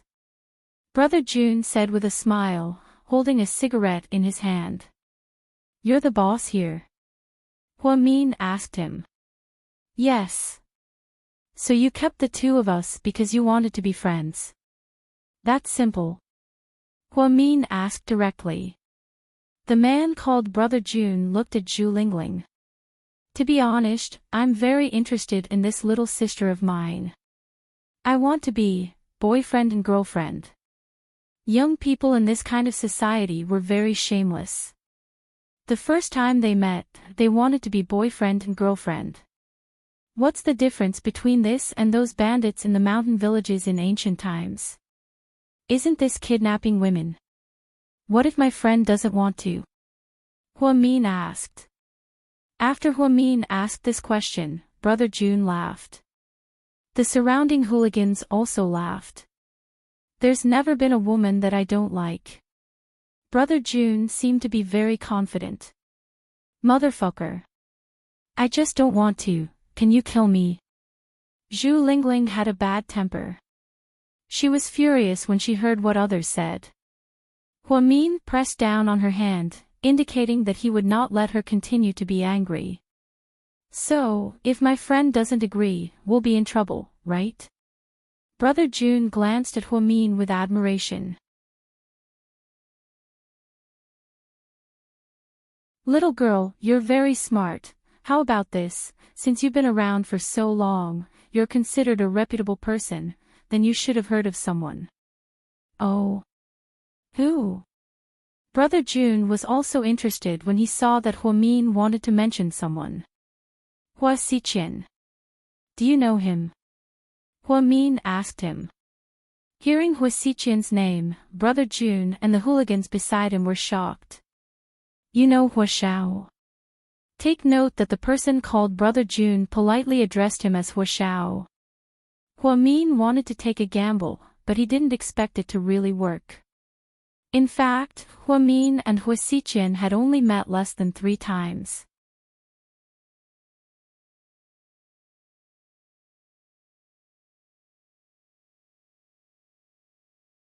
Chapter 4688.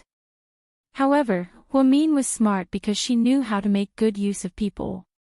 Although she didn't have a good impression of Hua Xiqian and the Huas, she heard that Hua Xiqian was doing well in the underworld. When Hua Min was in high school, Hua Xiqian was about to graduate from university. He went abroad to further his studies after graduating and then came back to inherit his family business. Therefore, Hua Xiqian was still in the Hua Xia Empire at the time.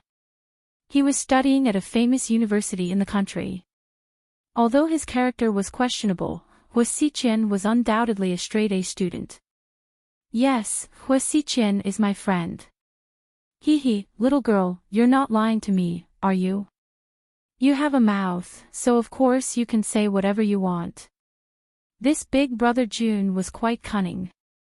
He didn't believe Hua Min's one-sided story. After all, he had been in the underworld before and didn't want to be fooled by a little girl. Hua Min couldn't even bear to look at this big brother June's face. After all, his face was full of bumps and bruises. It was really scary. If you don't believe me, you can call him and ask. Of course, if you have his number. Hua Min's tone had a hint of arrogance. Big brother June, how about we ask brother Yang to call Hua Xiao? What if they really work for Hua Xiao? If we offend them? Yeah, that's a good idea. You call Lu Yang. After listening to his subordinate's analysis, Big Brother June also felt that they couldn't be so reckless. Although it was true that he was lustful, his fear of Hua Xichen was also real. This young master of the Hua family was already very famous in the university. He had a lot of women and money. It was said that he had a very violent temper and was the type to seek revenge for the smallest grievance. With Big Brother June's small status, he naturally wouldn't be able to come into contact with Hua Xichen. However, their leader was Hua Xichen's underling. Therefore, in order to prove whether Hua Min's words were true or not, he could only get someone to contact Hua Xichen and ask. Mian, what are you doing? How do you know Hua Xichen? Although Zhu Lingling was close to Hua Min, she didn't know that she was the illegitimate daughter of the Hua family. Therefore, they thought that Hua Min was spouting nonsense to help them out. It's okay, don't be afraid. Hua Min only said 4 words. She knew that if she didn't take out something today, she might really be in trouble.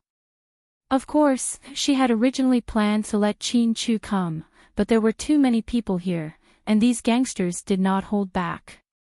What if Qin Chu and Gao Ran came and got injured?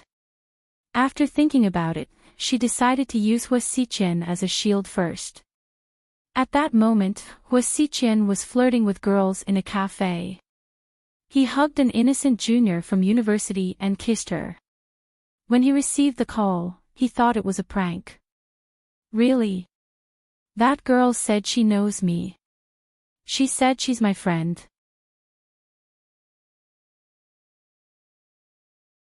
But I don't remember having a high school friend. Hua Xichen looked down and laughed. His female companion was pressed tightly against his chest. He held his phone with one hand and moved his other hand up and down her back. His movements were extremely flirtatious. Sister, Hua Xiao said he doesn't know any high school girls. Are you messing with us? The guy called Big Brother June glared at Hua Min with a gloomy expression. It would be embarrassing if they were fooled. Then they couldn't let them leave today. Zhu Lingling also felt a little guilty. She wanted to find an opportunity to run away with Hua Min. Tell Hua Xichen that I'm Hua Min. Hua Min threw out this sentence calmly, as if the name Hua Min was a famous person.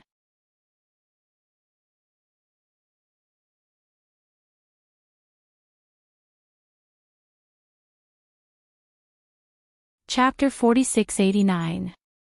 Mr. June asked Hua Xichen carefully. Mr. Hua, I'm so sorry to bother you again. That girl said, her name is Hua Min. Mr. June was also thinking that since they both had the same surname, could they be related? Maybe she was a distant relative of the Hua family. That was why he believed Hua Min and called Hua Xichen again.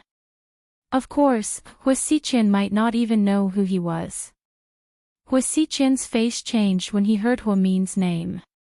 Oh, Hua Min. Hua Xichen thought he heard wrong. It's Hua Min. Do you know her? Mr. June asked carefully. She's with you right now? Hua Xichen continued to ask. Yes, Mr. Hua. Address. Ha. Mr. June didn't know how to react. Give me the address. Hua Xichen gritted his teeth and repeated. Mr. June quickly told him the address. Don't touch her.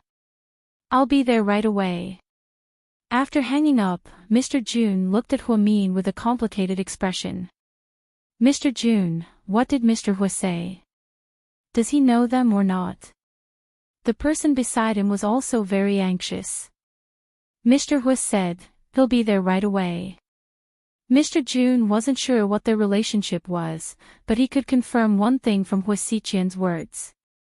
Hua Xichen and Hua Min knew each other. Therefore, he couldn't touch the 2 women in front of him no matter what. Before Hua Xichen hung up, he didn't forget to remind him not to touch her. Sure enough, it only took 15 minutes. Hua Xichen drove a very flashy orange BMW sports car. There was only one woman in the car, and it was his date. He didn't have any underlings, but Hua Xiqian's face was recognized everywhere he went.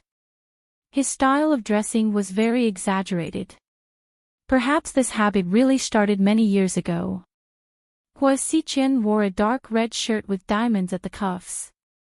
As soon as he walked in, the hooligans all stood at attention. Mr. Hua. This brother Jun immediately went over like a lackey. Mr. Hua, you're here. Who's there?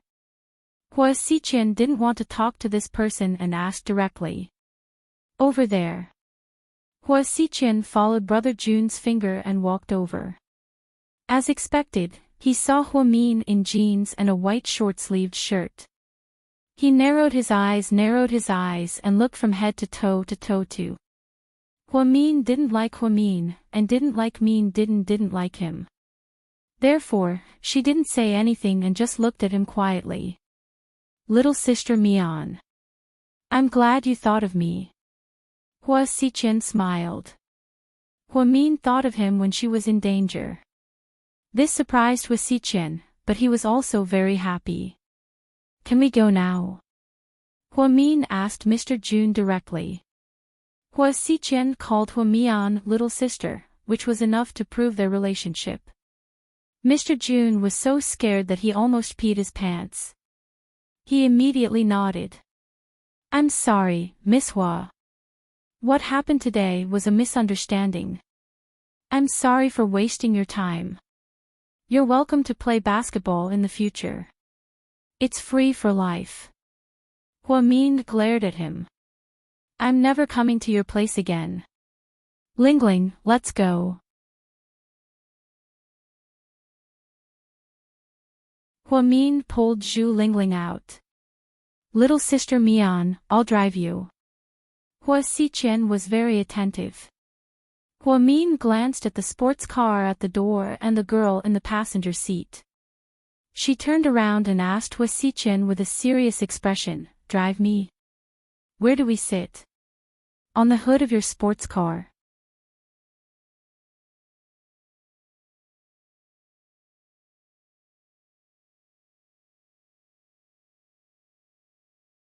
Chapter 4690. Hua Min's words made Hua Xiqian chuckle. You can let your friend sit in the front passenger seat, and I can ask the person in the front passenger seat to get out immediately, Hua Xiqian said confidently. What about me? Hua Min really wanted to ask him. If Lingling sat in the front passenger seat, what about him? You can sit on my lap. Hua Xiqian said such shameless words in such a dignified manner. Zhu Lingling was a jokester, but even she was flabbergasted. Luckily, Hua Min's face was calm. That's not necessary, I don't have the habit of sitting on other people's laps. But I'm not just anyone. We're family, Hua Xiqian said meaningfully. Hua Xiao, since you're so sincere, why don't you give me the keys? You two get out of the car and give me the car. Hua Min actually wanted to argue with him, since he was openly flirting with him just now. To his surprise, Hua Xiqian took out the BMW keys from his pocket and threw them into Hua Min's arms. Even the girl sitting in the front passenger seat was shocked. Zhu Lingling's mouth opened into the shape of a goose's egg. If you like it, take it. As long as you're happy. Hua Xiqian continued to smile gently. Hua Min quickly threw the keys to him. I'm still underage, I don't know how to drive. Then, he grabbed Zhu Lingling and ran away in a panic. Hua Xiqian was left behind, watching Hua Min's back as he ran away, and his smile seemed to grow even wider. Hua Xiao. What happened today? Behind him, Brother Jun seemed to want to explain things to Hua Xiqian in order to build a good relationship. Hua Xiqian turned around, and his face darkened as he looked at the shabby billiard hall. Don't open this shop anymore. Don't ever appear near Second High again. With that, Hua Xiqian opened the car door, got into the car, and sped off. Brother Jun was speechless. He really regretted letting those two girls stay. Because of a girl, he couldn't even keep the shop open. This kind of action was really heart-wrenching. Qian, that girl just now, don't ask what you shouldn't. Hua Xiqian said this with a smile, but the girl still felt that he was really fierce. After running away, the two of them went to eat hot and sour noodles and pies. This was what Huamin had promised to treat Lingling to. Even when the two of them were sitting in the snack bar, Zhu Lingling didn't forget to ask. Wow, Mian, you're amazing. I didn't know there were so many hidden talents in our class. What kind of background do you have? I don't have a background, I only have a back view. Huamin lowered his head. I don't believe you, I don't believe you. Hurry up and tell me. How do you know Hua Xiao? Damn, this is the first time I've seen him up close. I've seen him once before, but from afar. I heard he's really popular at T University. He changes 7 girlfriends a year. How would I know about him?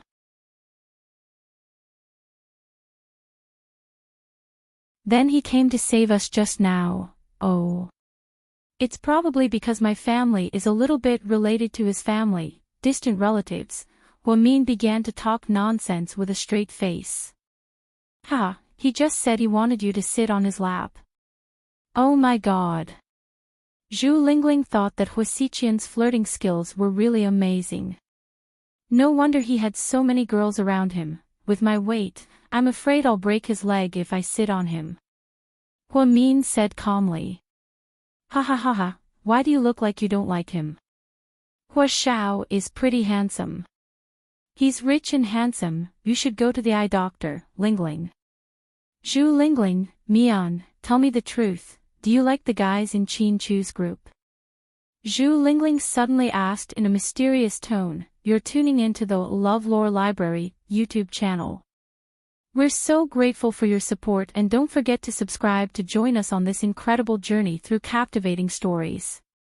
Your generosity through donations truly makes a world of difference, as it's the primary source of revenue that allows me to expand and enhance this channel for you. Thank you from the bottom of my heart for being a part of this adventure.